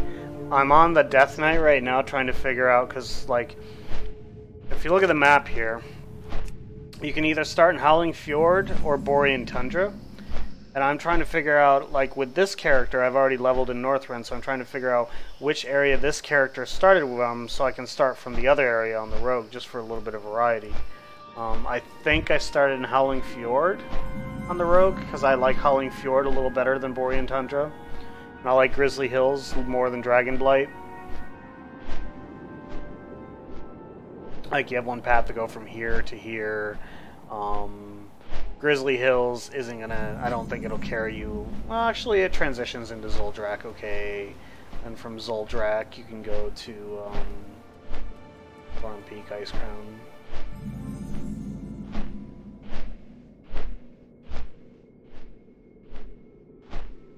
Ice Crown, like, the way it originally, like, there's level scaling, so it's a little different now, but the way it started was Howling Fjord and Borean Tundra were originally 68 to 70 or 71 or 72 or so. Then you went to Dragonblight or Grizzly Hills. From there it was Sholazar or Zuldrak, and then at the end of the your leveling experience you went to either Ice Crown or Storm Peaks. I generally choose Storm Peaks over Ice Crown because Storm Peaks is a little bit easier to navigate, and also the quests are not quite as difficult in Storm Peak as what they are in Ice Crown. They flow a little better too. Ice Crown, if you look at this dark area here, it is filled with a lot of elite high-level creatures, so you have to really be careful navigating that. If you don't have flying, definitely don't try Ice Crown. in Storm Peaks, if you don't have flying, one of the first areas you go to, they'll give you a loner flying mount where you can fly. But those two zones, you have to have flying to be able to do. There are areas you just can't reach without flying. There's actually areas in Shola's Arbation that you can't reach without flying too.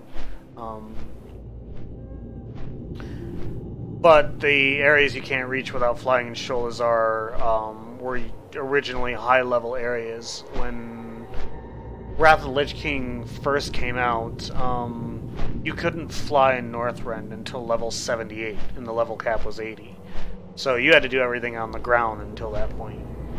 Then late in the expansion, they gave you an option you could fly on a high-level character and then mail to a low-level character that gave them the ability to learn flight at a much lower level. They couldn't train it, but you could buy this tome, and this tome could teach it.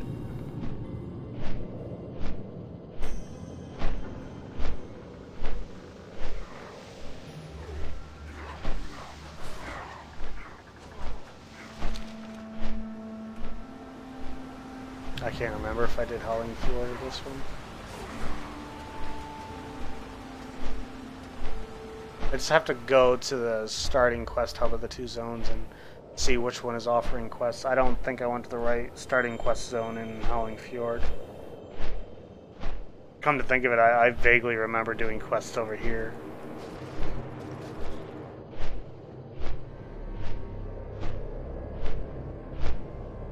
You know, there's a way easier way of checking this out. I can't believe I didn't think of this.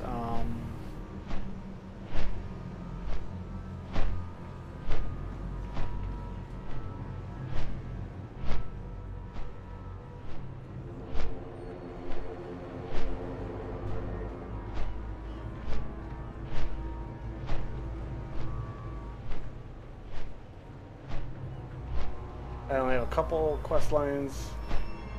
Yeah, I did more of the fjord, so I'm gonna go to Borean Tundra on the rogue then.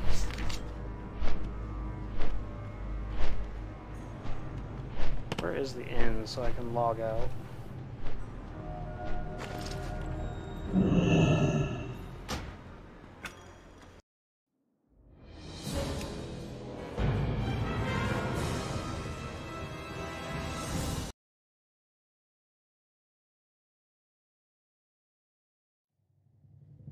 Here is the baby rogue.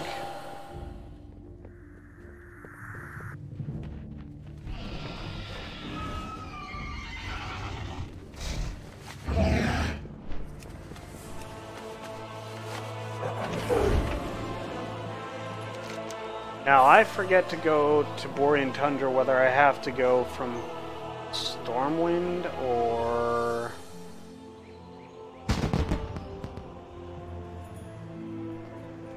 I can't remember.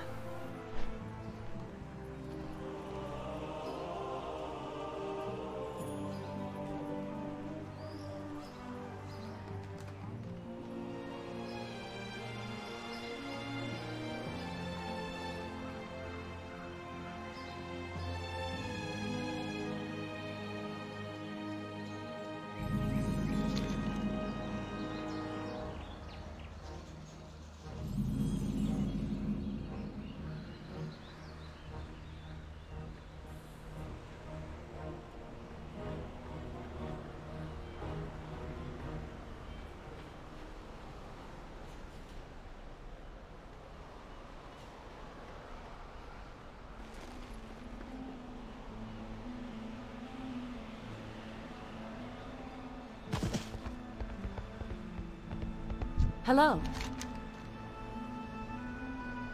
Yes, this one goes to Borean careful. Tundra, so this is the ship we want. The other one I think sails from Darnassus, which is a long way away. I believe there's a boat that goes from here to Darnassus, but here's where we are, right here, and the one to the Howling Fjord is here, I think.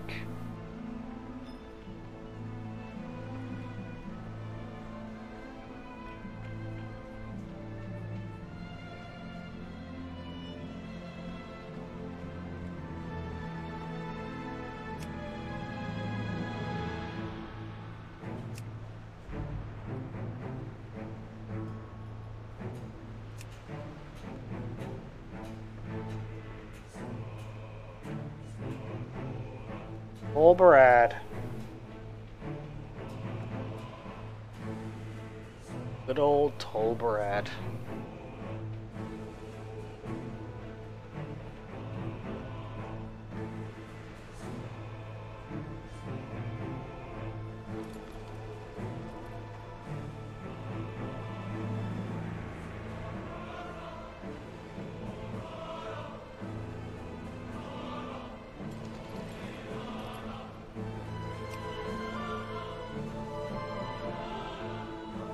Wow, I haven't even been to Isle of Kildanis yet. I believe Ghostlands, even though it's a Horde zone, there's actually an Alliance flight point there. Right there. Just outside of Zolomon. There's a couple examples of that. There's Ratchet, which is a Horde zone, but there's only one, there's a one flight lane, because that's a neutral town. I don't think there's any Alliance-only zones that have a Horde flight point, though. There used to be.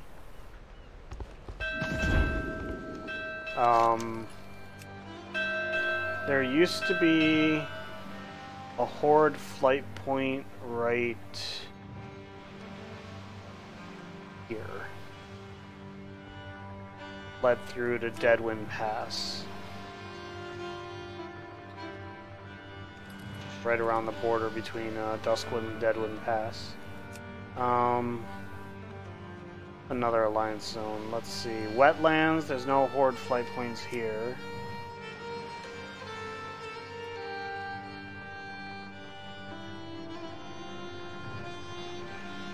Moro, no Horde flight points.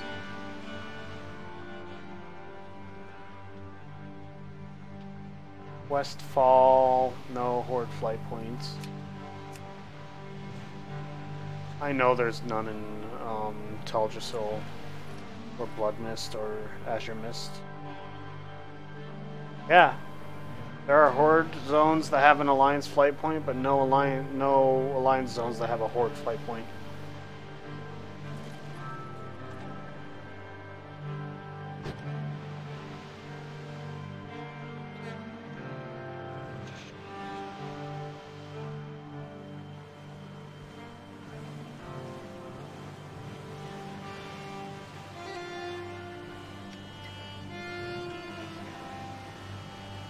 I don't like that these zones have a minimum level. I wish the minimum level would just be like 20 to 60 for all of them, so you can take them in any order you want.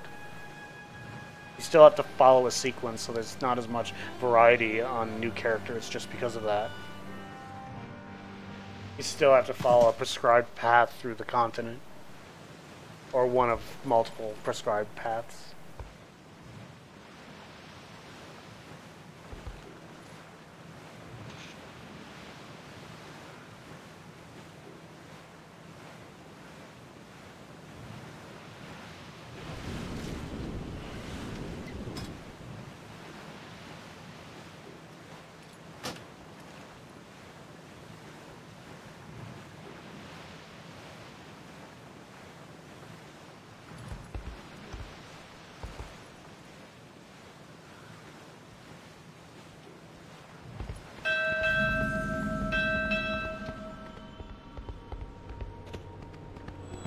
Well met.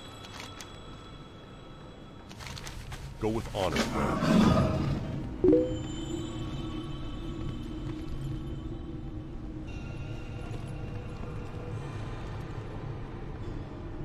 It actually wasn't like that originally. The zones had a minimum, kind of like WoW does now, but they all skid like. And actually, until I think probably Morrowind, I think it was arranged such that they all had a level range. Some things scaled, but most things did not. That's one of the reasons why I was able to do the world bosses in one of the low level areas on a highish level character.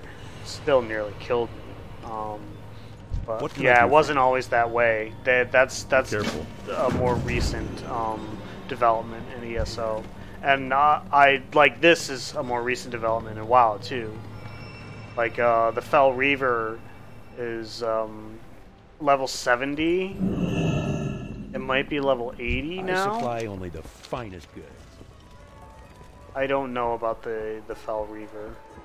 The Fell Reaver is a quest mob. Be careful. For a quest that's been removed from the game, actually.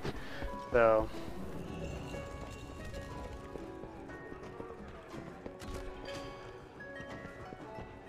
I'm just randomly picking up quests and whatnot. Alright. Go pick up all the quests we can.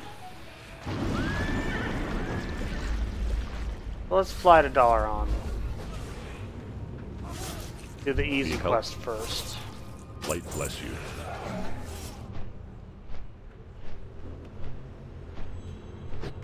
I forgot how expensive flying can get later on in the game.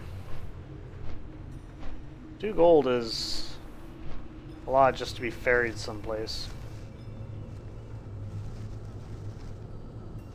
I mean, at this point in the game, 2 gold is nothing, but I mean, most kills they only drop a fifth of that. A fifth to a tenth of that.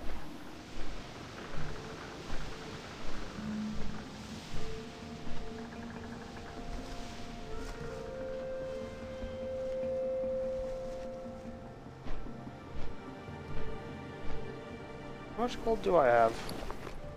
600. On this character.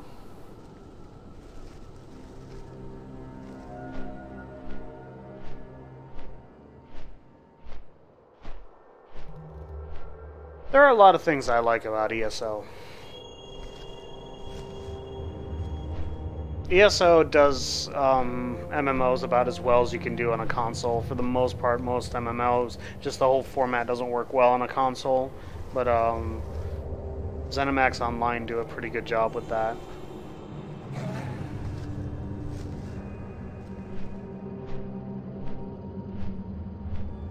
Like, if people compare it to WoW, that's just really, it's stupid because it's nothing like WoW. It's really hard to compare ESO to WoW. There are a lot of MMOs that straight up copy WoW in many respects, but ESO is not one of them. Like Lord of the Rings Online, fucking straight copy of WoW. Black Desert Online is pretty much a copy of WoW. But you know, speaking of WoW, differences between WoW and ESO. In ESO, the zones require a loading screen. In WoW, they're seamless. As a matter of fact, I'm not in the same zone I started this flight on now. I'm in a new zone.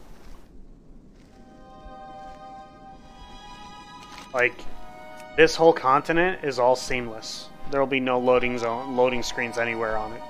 The only loading screens are between continents. There's one for Northrend, one for Kalimdor, one for Blood Mistile, one for Azure Mistile, one for Pandaria, one for Broken Isles, one for the various regions of the Maelstrom. There's actually one for each of these 3 regions.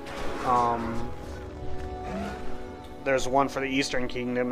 Incidentally, the Underwater Zone Vashir is not a separate instance. It is actually part of Eastern Kingdoms. You can fly from here to here. Tol Barad, however, is in an instance. Ghostlands is in an instance, and Eversong Woods. There's no reason why they need to be anymore, but they are. That has to do with the history of the game. Keldenis is actually not an instance. Like, these 3 zones are all one instance. Then there's Draenor. This is all one area. And then this is all one area. The game is freaking huge.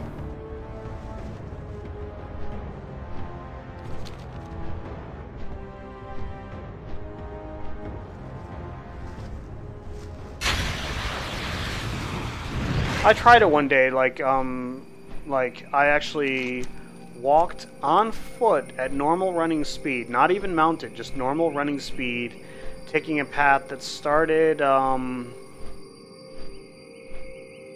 here, followed this road through to these caves here, through the caves, followed this road. That road comes down here. I went across here to this zone, then over here, down through Orgrimmar, cross through Orgrimmar, then down into Durotar, across the Northern Barrens, down, swung around Southern Barrens, briefly up to Stone Talon, around this way, down to Fairless, I believe, no, Desolus, through here, down to Fairless, down the path here, up through here, swam through here. I actually think I used a boat for this. No, I used a mount that did water walking. So that was the only zone I did mount. Through here, down into Teneris, down through here, up through to Ngoro Crater, across the crater, up to the other side, down Silithus, and to right here. It took an hour and 40 minutes.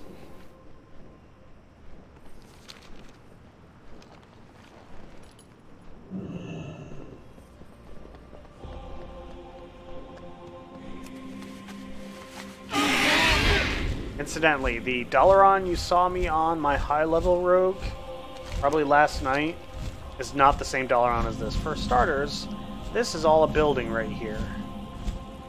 This didn't exist in that building.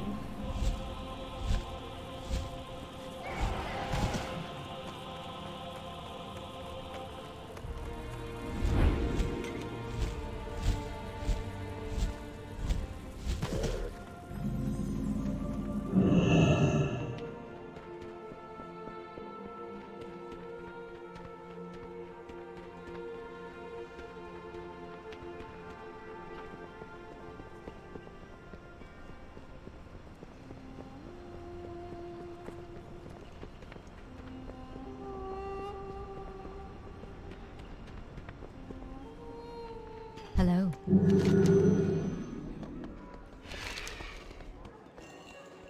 Be careful. Citizens of Dalaran, raise your Eyes to the sky and observe. Yes, someone killed Algalon. Today our world's destruction has been averted.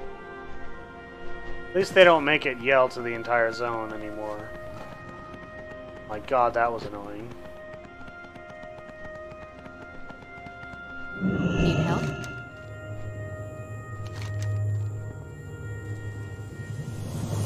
Be careful.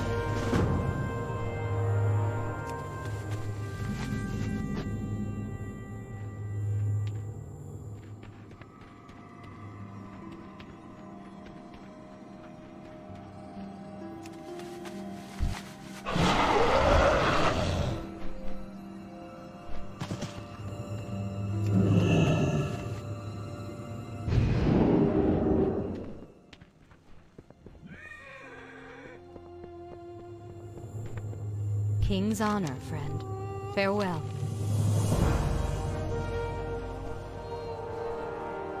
That's a pretty easy experience right there. What was that?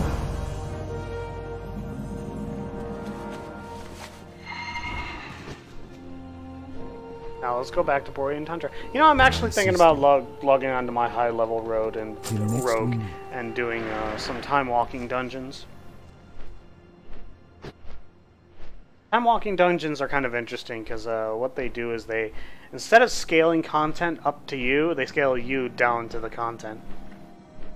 I mean, you have all of your, like, level 110 or level 98 or level, you know, 77. Well, you actually can't do Cataclysm content at 77.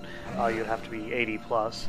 But you do all your, you could be level 86, 97 or 87 or 90 or whatever, and it'll bring you down to 85 to do that. It won't bring you up to 85, so if you're on a low level, it won't scale you up. But if you're high level, like I said, instead of scaling the content up to you, which normally is what happens when, like, you're in Legion in the Broken Isles, it scales you down to that content, so you'll be level 80 effective, or 85 effectively for Cataclysm. But your health pool will be dropped, your item level will be dropped, etc., etc. It also makes older legendaries more useful. Like the legendary cloak is pretty powerful in time walking dungeons. So is the ring. Cataclysm means I can use the daggers. They're not very effective. I use them more for the fun of it than anything else.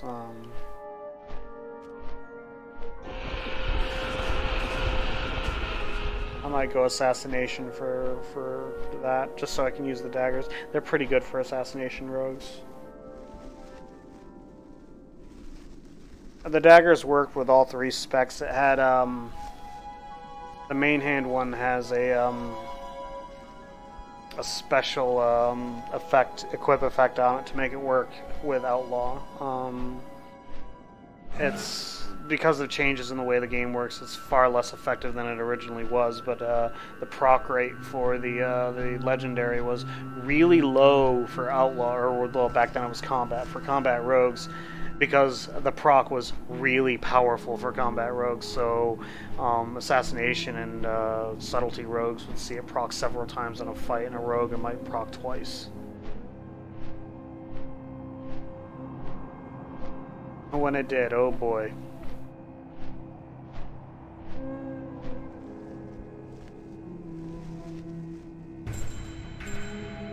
That was such a fun quest line too. I loved the Rogue Legendary Dagger quest line. I don't know how you'd handle the one of the later quests, because it required you to use Expose Armor on the boss, and that spell's been removed from the game, so you can't do that anymore. So I don't know how they handled that. There's a lot of things about that quest line, you know, that just don't make sense anymore because of the changes to the class.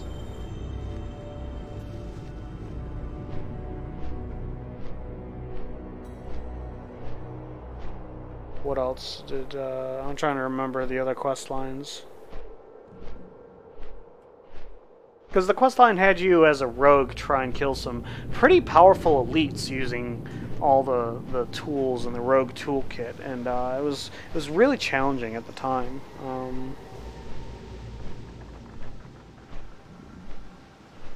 Which part was the hardest part? I'm trying to remember which of the fights was the hardest part. I think the first part was one of the harder parts. Just getting to the boss was pretty tricky and challenging. I looked at some guides. None of those guides worked for me. I found a way that worked for myself, for my own playstyle, and I had better success with it.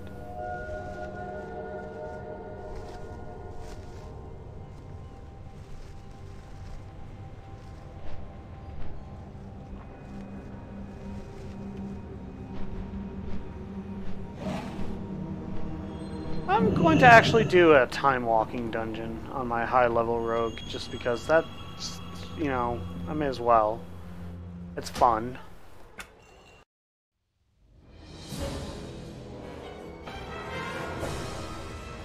I don't know why I did that.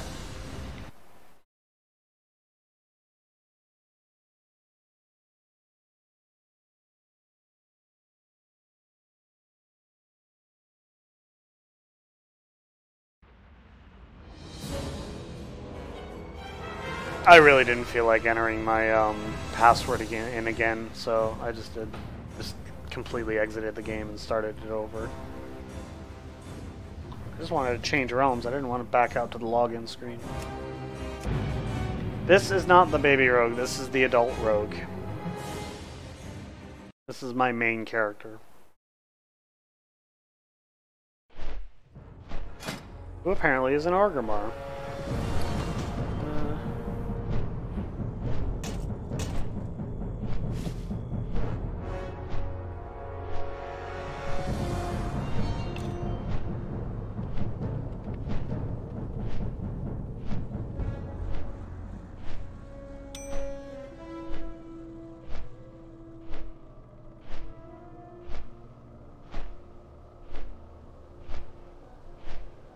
Seems about right. Wear every legendary I could possibly have, just wear it. And have 1, 2, 3, 4, 5, 6 legendaries equipped right now.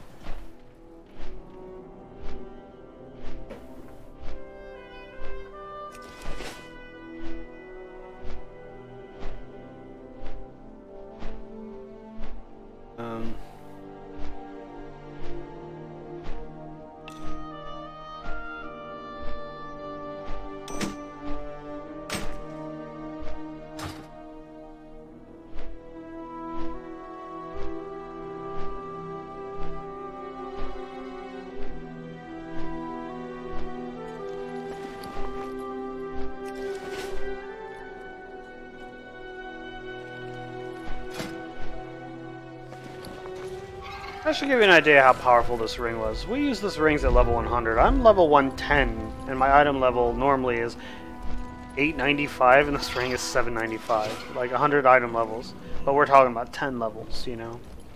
Alright, let's queue up for this dungeon.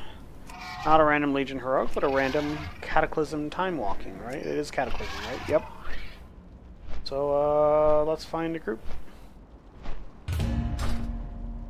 This is one place where WoW is much better than ESO, is finding groups to do stuff, because there are so many people that play the game, and the queuing system has been honed and refined over years. So it, you just queue for it, sit around, wait for a group, and you get a random group together and just do the content.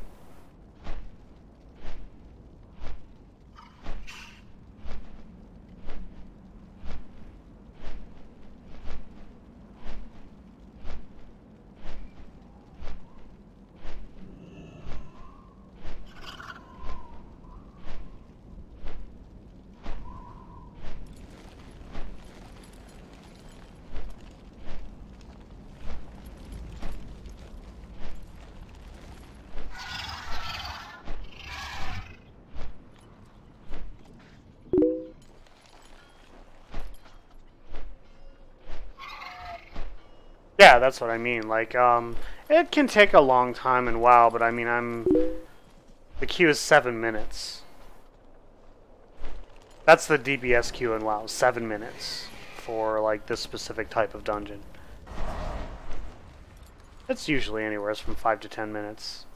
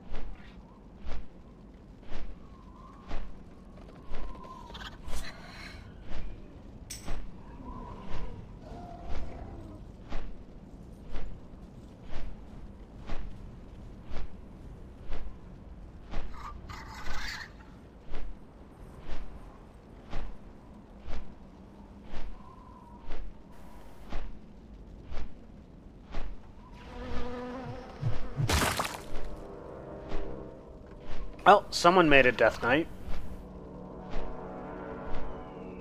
They, that dialogue there that the NPCs just said, like just the speech bubbles, those are what they say to a fresh Death Knight coming in, someone who's just out of the starting area. So there's a level 58 or 59 Death Knight somewhere in that building.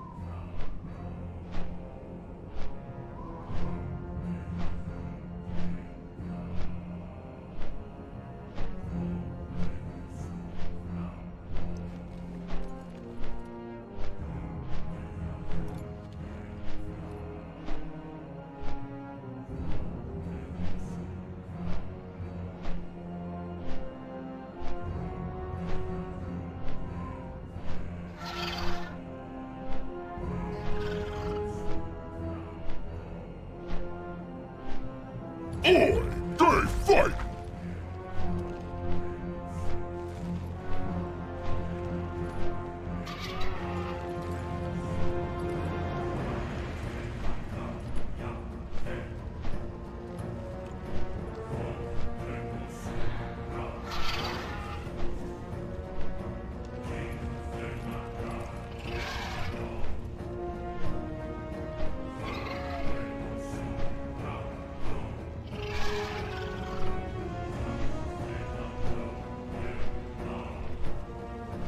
By the way, if you see the text entry there and it's green, that means I'm talking in guild chat.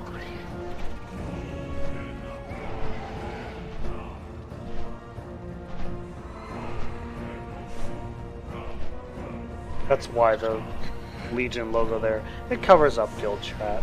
Because sometimes you might be talking about personal stuff to guild members. I don't want that going out on the stream, so I generally cover up the guild chat with a logo or something.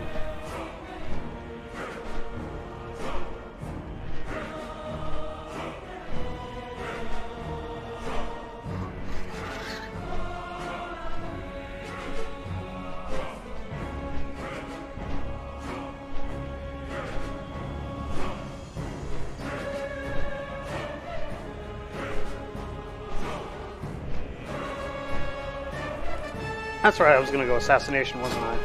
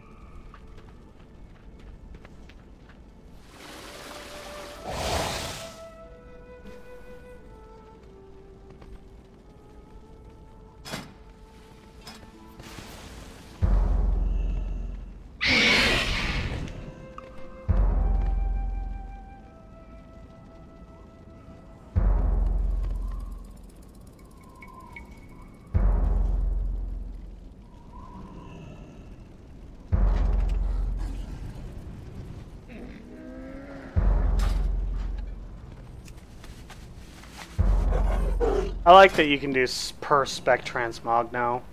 I don't know when they did that, but you can actually transmog your gear to make it look like a different set of gear, and it can actually change based on your spec. So when you change your spec, it'll change the appearance without changing the gear. So you can have like set your appearance to be different when you're in one spec versus another spec, so you can look at your character, it's like, oh, this is not the spec I meant to be in, because you know your appearance takes on a different you know, a different look.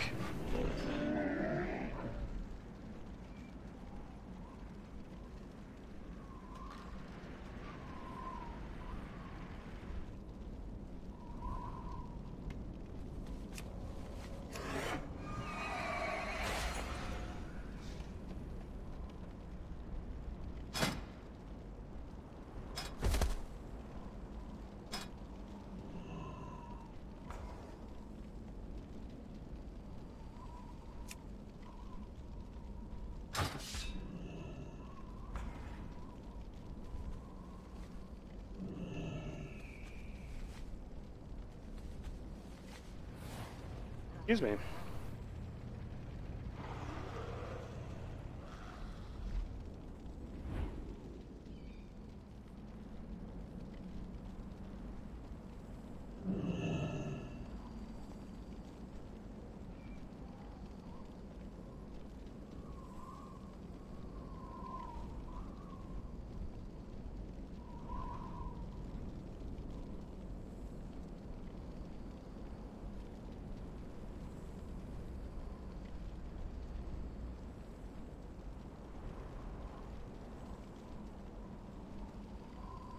And Epiphany, one other difference, like when it comes to queuing, like for example, between WoW and and ESO, not every class can be a tank or a healer. Every class can be a DPS, but your specialization, like that you choose here, is what determines your role. Like rogues they're called pures. They're not hybrids because they can only be damage dealers. There are when you look at the hierarchy of classes, there are 3 classes that are pures. No, there are 4. Hunters are only damage dealers, rogues are only damage dealers, mages are only damage dealers, and warlocks are only damage dealers. So each of those 4 classes has 3 damage dealing specs. Looking at the hierarchy of classes, let me look at some sort of loot thing here. So when you look at the classes, warriors have 1 tank and 2 damage dealing specs. Paladin has... Alright, I should note there is a distinction. There's 2 types of damage dealing, you know, in the terms of the hierarchy. There's melee damage dealers, ranged damage dealers, and then even then you can separate the ranged damage dealers to casters and physical ranged damage dealers, but that's kind of a moot point because there's only 1 class that does physical range damage, and that's hunters. So warriors have 2 melee DPS classes and 1 tank. Paladins have 1 tank class, 1 melee DPS class, and 1 healer or 1 melee DPS spec and 1 healing spec. Hunters have 1 melee DPS spec and 2 range DPS specs. Rogues have 3 melee DPS specs. Priests have 1 caster DPS spec and 2 healing specs, one of which is kind of a hybrid healing damage dealer. It does a little bit less healing but a little bit more damage than a traditional healer, or a little bit less DPS and a little bit more healing than a traditional DPS. It's somewhere in between. Not a good healer, not a good damage dealer, but a good balance of both. That would be discipline.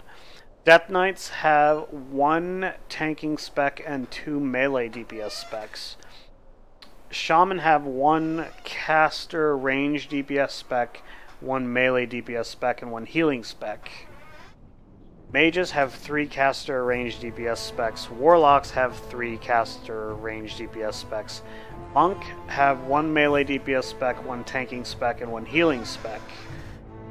Druids have 4 specs, actually. They're the only class that has 4 specs. They have a tanking spec, a melee DPS spec, a casting range DPS spec, and a healing spec. So they can be all 4 roles. Demon Hunters only have 2 specs, tanking and melee DPS.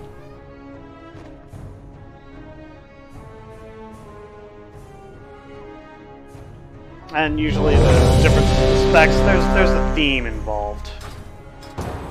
Like with rogues, outlaw is more of a swashbuckling weapons master kind of thing, using like big weapons, slow weapons. Oh, I like this dungeon.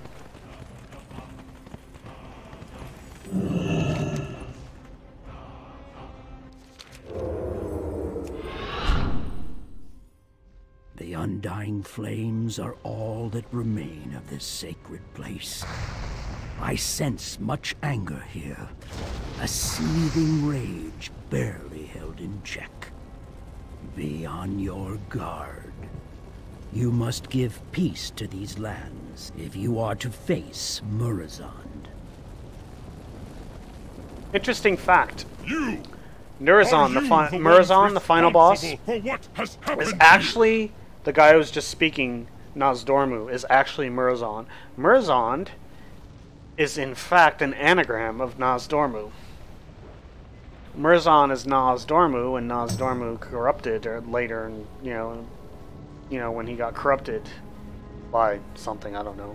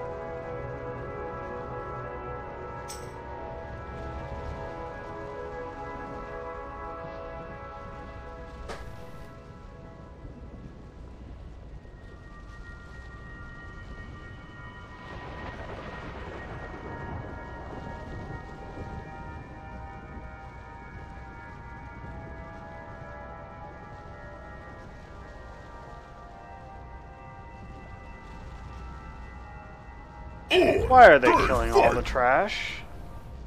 It's a waste of time. They could have just worked their way around it.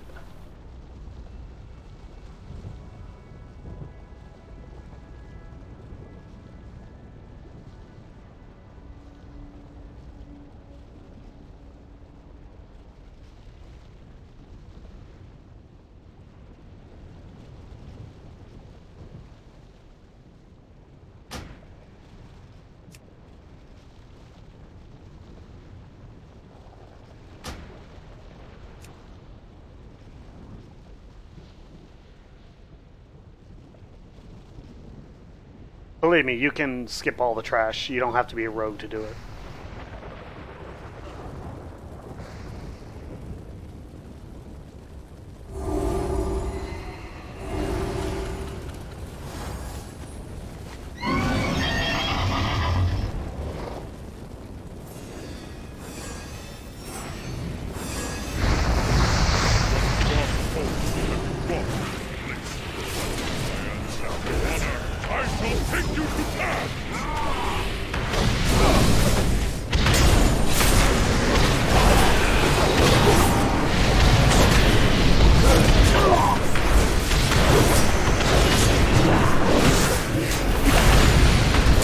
That was really bad on my part.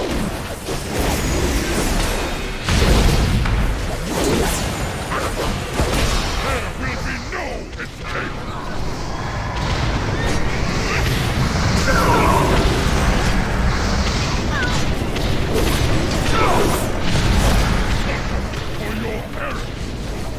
I forgot to put like rupture on these. I don't have any poisons either, apparently. Thought I put poisons on it.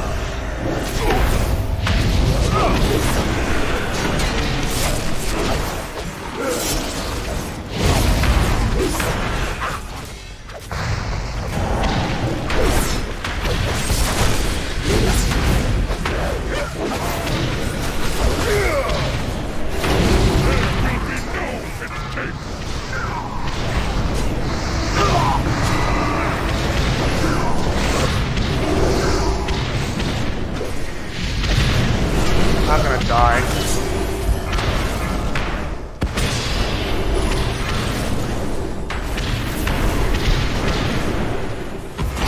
These people are bad. Why the fuck did you throw it there? Throw it on the boss, you fucking Nimrod.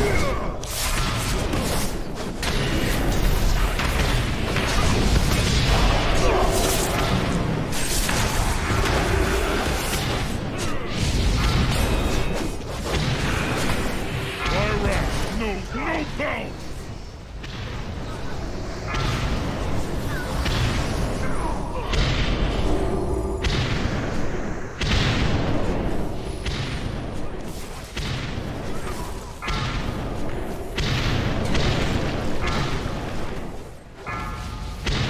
Where is this place? What have I done? Forgive me, my father.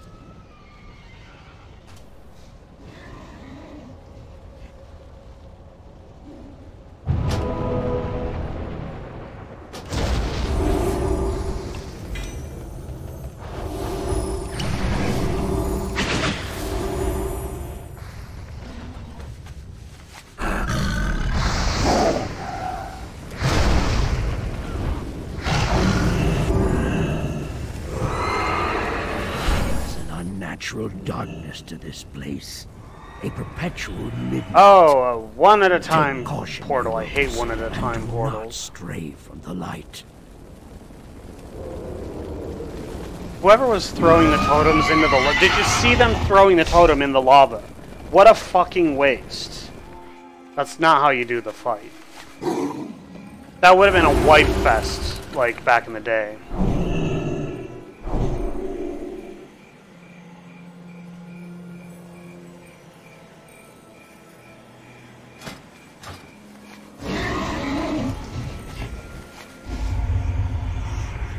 I think poisons.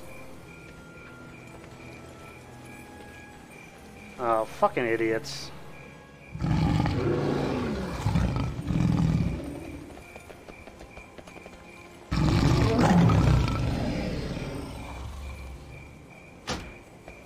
Yes, because he's an idiot.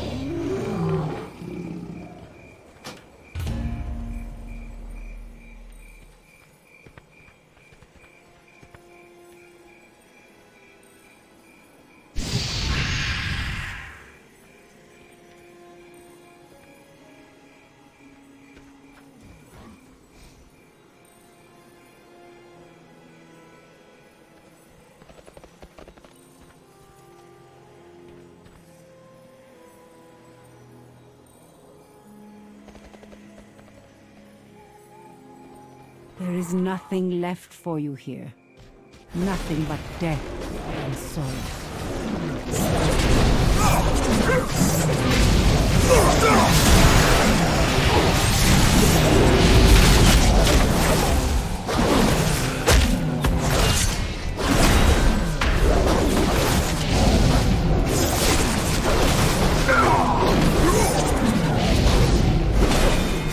Darkness surrounds you.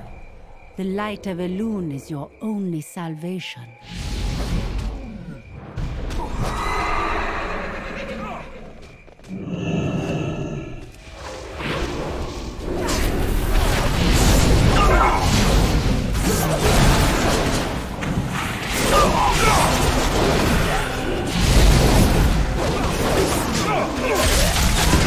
The moonlight can bring rest to your weary souls in this forgotten place.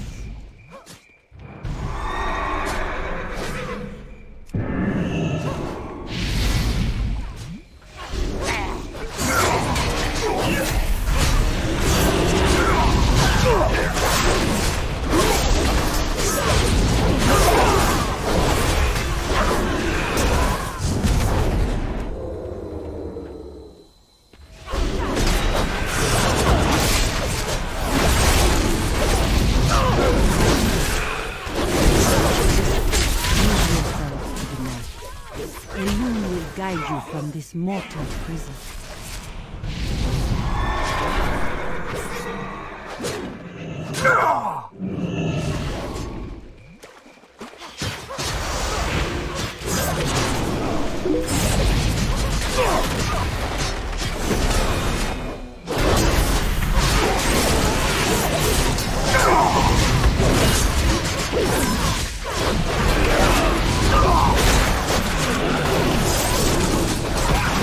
Chosen a path of darkness. No, I mean, the thing is with this dungeon, when it comes to low health bars and whatnot, to these misbegotten you're souls. doing 90% less damage to everything when you're not in the light, and if a healer casts any heals, they'll aggro everything, because the tank can't do enough damage to out-aggro the healer. So the tank has to pop cooldowns and do all that, if you're doing it right.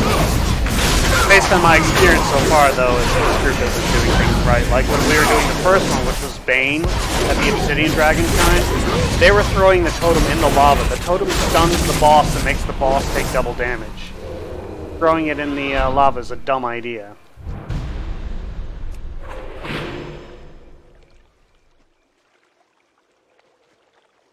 Let the peaceful light of Elune soothe your soul in this dark.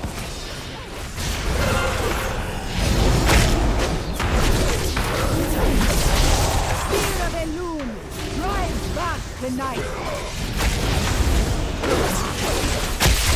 Remember, your light dims. I am lost without your guidance.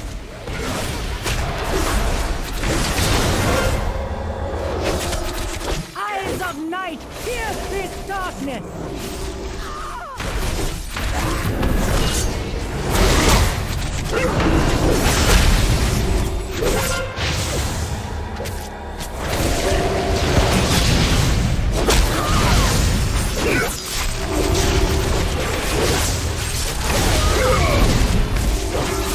Closes in. My vision is clouded.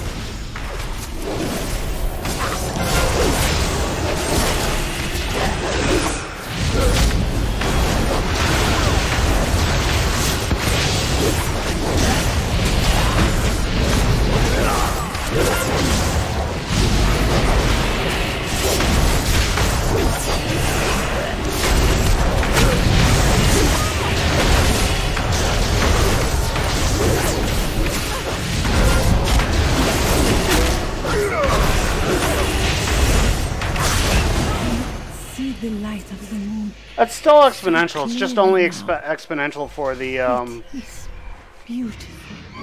for the last, you know, the last level, the last for the bit for the current expansion. Words are hard.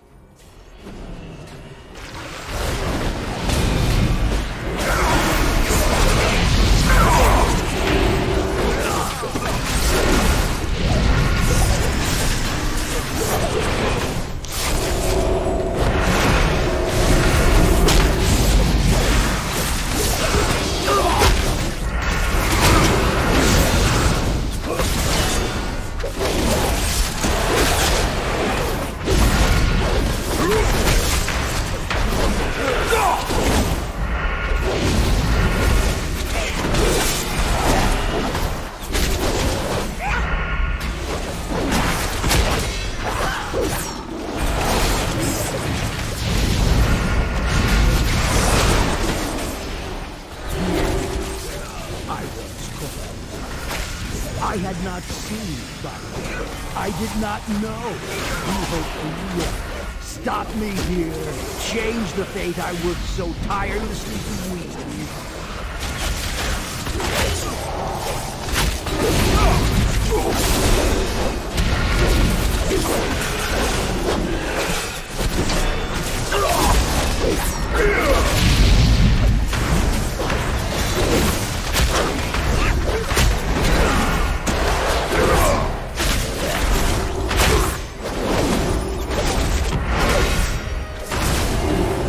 Unwitting like a blind, writhing worm towards endless madness and despair. I have witnessed the true end time. This is a blessing you simply cannot comprehend.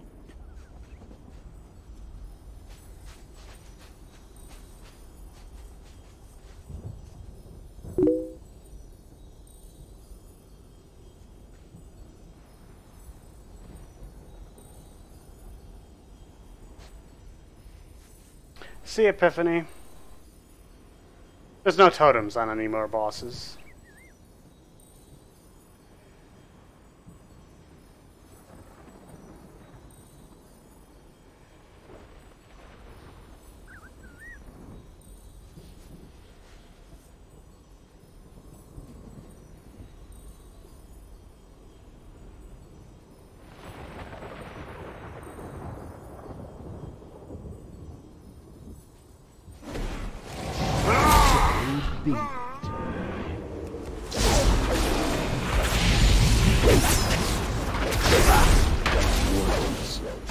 I cannot follow you any further.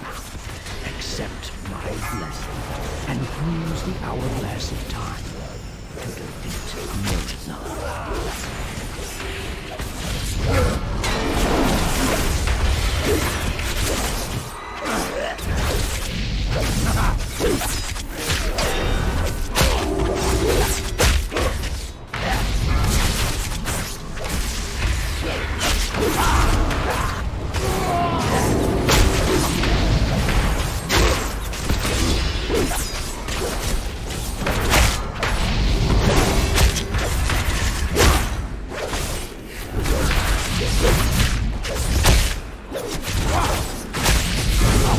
hourglass do nothing to me.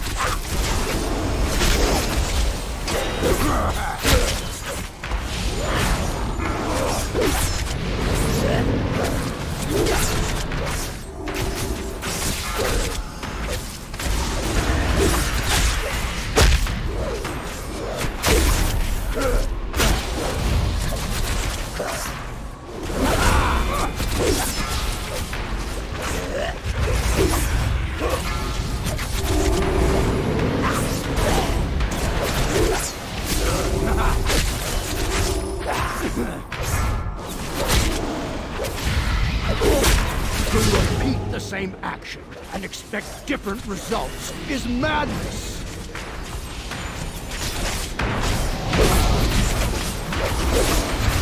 You know not what you have done.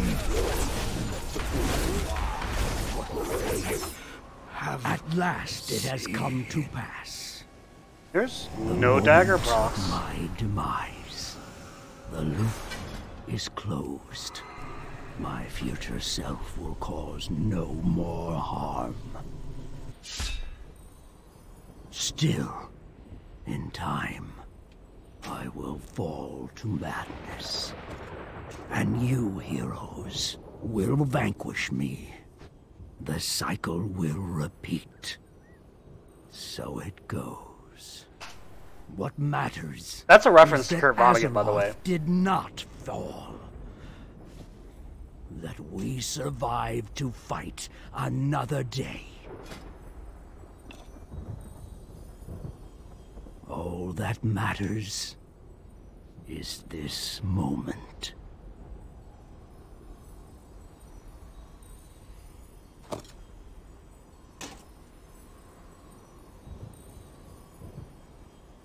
Okay. Where's my other ring? Not that one. Oh, because I'm wearing a 915 art. Seems about right. 895, that was my equipped item level, so yeah. Okay, that's everything, I think. Oh, no, no, no. Forgot to loot. That's okay, it'll be in the mail.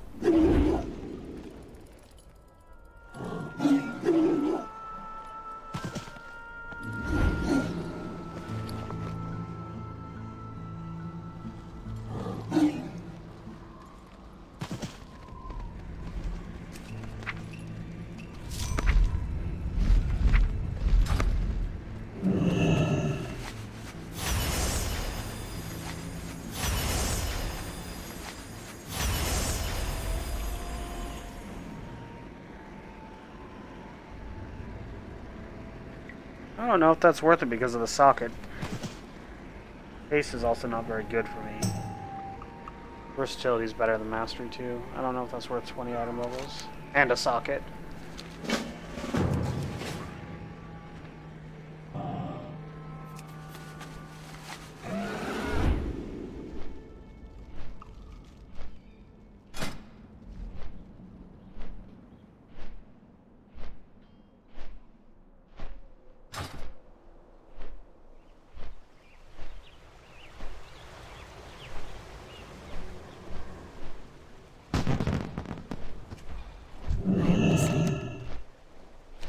Be careful. My goods are of the highest quality. 7,000. She has a mount, doesn't she? Boy, boy.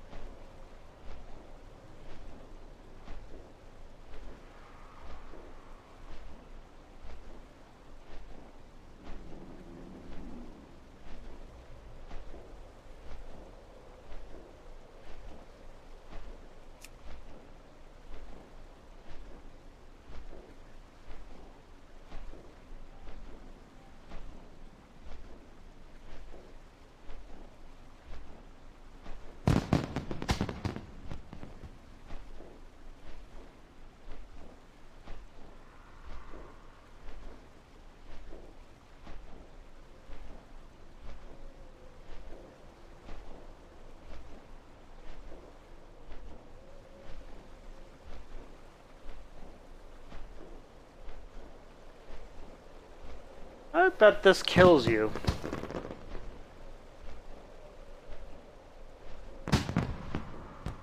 I bet it kills you. I'm not gonna get it because I want to save my tokens for mounts for when I eventually resubscribe.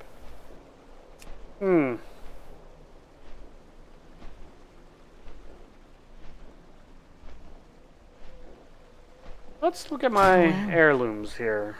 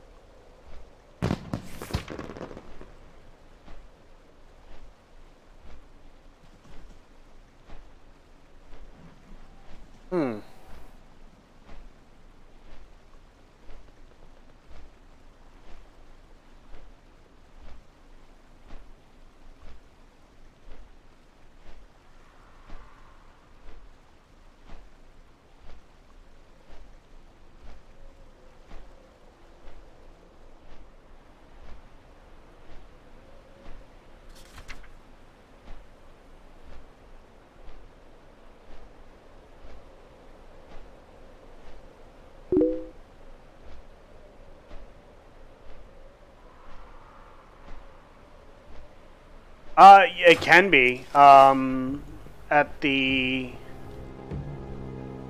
During Mists of Pandaria, I twinked a level 85 warrior. It was ridiculous and fun because of how ridiculous it was. Like, if you remember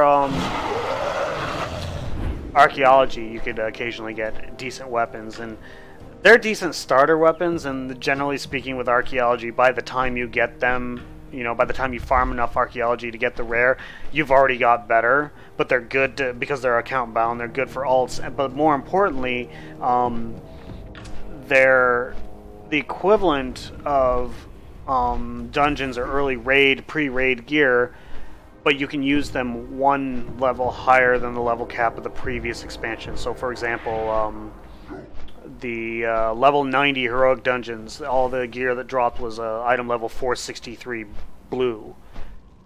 But the 463 blue one-handed strength swords you could equip at level 85. So I managed to farm for two of it on two different alts, and I gave my warrior 463 weapons. Now here's the thing, they added item upgrades in Mists of Pandaria, so you can expand the 463 to like 471 or something like that. So I ended up getting two item level 471 one-handed strength weapons for a single-minded fury warrior at level 85. Then I started buying like all the BOEs that had ridiculous item levels that you could use at low levels, just because I could. You know, I had the gold to do it, so I did it. I had that warrior at, I think it was average item level of like 436 or 437 for level 85. Now keep in mind, the highest item level you could get in, you know, heroic Dragon Soul was 416. My average item level was like 16 item levels above that. So and that item level was only off of Spine and Madness of Deathwing. So we're talking about like a full set of gear that's better than that. Between that, like another thing I did was I had a member of my guild like carry me to town-long steps to fight rares there, because the items that drop from rares in Pandaria the minimum required level was level 85, even for the ones like in Town-long Steps or Dread Waste, which were level 90 zones.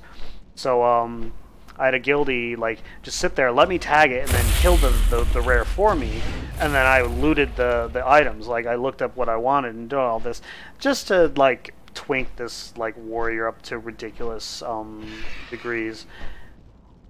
So by the time I was at 430 plus item level at level 85, I was doing 70 to 80,000 DPS average at level 85 in heroic dungeons. I would be doing 70 to 75% of the group's damage. Like ridiculous. Like I'd be doing 3 times more damage than everyone else put together. It was hilarious. Like tanks could not hold aggro. Like if I opened up, like as soon as I got a Colossus Smash, you know, ignoring armor, and just hit with a Raging Blow, no tank could the thing would instantly turn around and go to me. But it was okay because I had more health than the tank usually too. I had level 85 Fury Warrior, single-minded Fury Warrior. I had something, I don't remember exactly how much health I had. I had more than some level 87 DK tanks. So it was just pretty ridiculous. So my guild did a run of Firelands, and so when we got to Bale Rock, I think my DPS on Bale Rock was like 85,000. Like 1,000 DPS for every level of the character. It was pretty ridiculous and pretty fun, but I ended up not going quite as far as I probably could have with that character because one of the things I like to do in this game is it's kind of a meta game for me. Is I like to line up and get as many achievements at the same time as I can.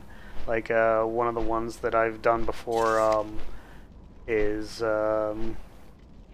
I got Insane in the Membrane the exact same time that I got Fangs of the Father. So I got the Insane in the Membrane and the Fangs of the Father, both feats of strength, at the exact same time. It was the quest turn-in for the Fangs of the Father, because those quests gave Ravenhold rep. So it got me exalted with Ravenhold, and I got the Legendary Dagger achievement at the same time. So the reason for that digression is because I saw an opportunity with my warrior to do something like that. So I looked in the guild achievements, and I noticed that all we needed was Classy Pandaren and to get Stay Classy. And all we had for Classy Pandaren was a Pandaren warrior. So I'm like, the only other Pandaren warrior in the guild was like level 25 or something like that. So I actually paid money to do this. I race changed my warrior from Orc to Pandaren, turned XP back on, and leveled up, and got the guild Classy Pandaren, Classy Warriors, because I think there was one for each class too. Classy Pandaren. No, there wasn't one for Warriors, but I got Classy Pandaren. The guild got Stay Classy, and then later on that day they got the 8th guild tab, because you need Stay Classy to get that guild tab. It was also got the level 80 achievement, or level 90 achievement on my warrior, and it was my 5th 90, so I got the Quintessential Quintet at the same time. So I got Quintessential Quintet, level 80, Stay Classy, and Classy Pandaren for the guild all at the same time.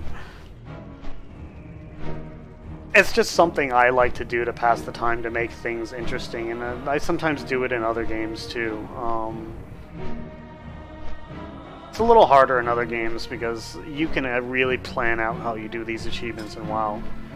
When I did the Insane in the Membrane and the Fangs of the Father at the same time, I was able to decently reliably predict when I would get the Legendary Daggers based on the farming and the rates of drops. So I was able to have a really good idea for the exact date that I was going to get it. So I was able to spread out my farming of lockboxes.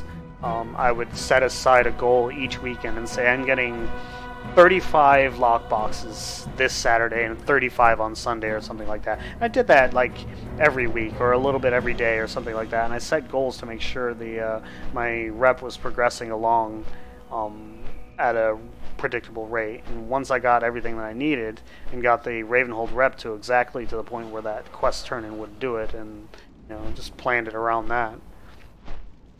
It was a pain to do, but it was interesting. And one of my goals with Insane in the Membrane, incidentally, was to get exalted with all the Goblin factions without losing my Bloodsail Buccaneers rep.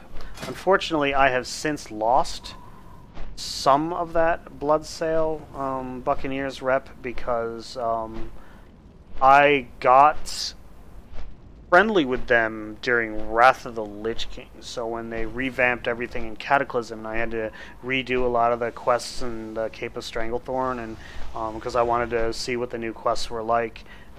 Doing all the quests in Booty Bay ruined the rep that I had. I was actually honored with them, and I lost most of friendly through that.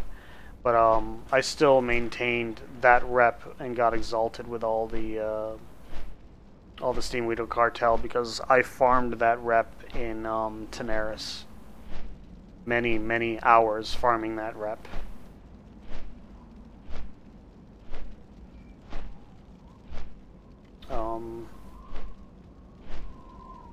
There was one rep I vaguely remember being harder to get after they removed the Chandralar from the Insane. I don't remember which rep it was, but there was a I think it was the Steam Weedle, because they removed a lot of the they seriously nerfed the rep you got on the kills, because I was only getting 1 to 2 rep per kill, so I had to kill thousands of those pirates. But, you know, the way I kept my sanity doing that is just, I would set goals. I would say, I want to get 500 rep today, and I would just focus on that 500 rep and just do a little bit at a time, over time, and that's all I really needed to do.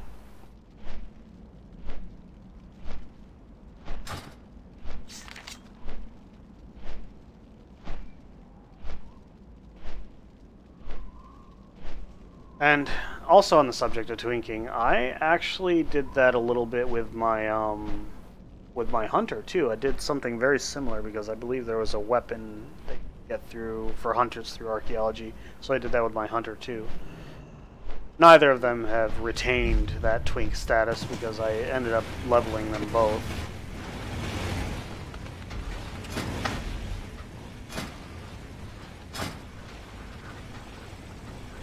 You know, I still haven't done anything in Antares yet. I don't think I've done all the Wings of Tomb of Sargeras yet either. I'm not going to do them today, and when this event is over, I will probably not be playing WoW for another month or so. I'm going to resubscribe probably in July, so I can get the ahead of the curve for Antares. I asked my guild leader for a carry for that. They did it for me for Emerald Nightmare, Nighthold, and Tomb of Sargeras. No, I don't think I got the Tomb of Sargeras. No, it was just Nighthold and Emerald Nightmare. I don't raid anymore. I used to. But at any rate, I've been playing WoW for a couple hours now, and I think it's time for me to call it for the night. I want to play another game for now. So I thank everyone for stopping by. Don't forget to like, subscribe, do that thing, and next time I am playing a game, I will see you.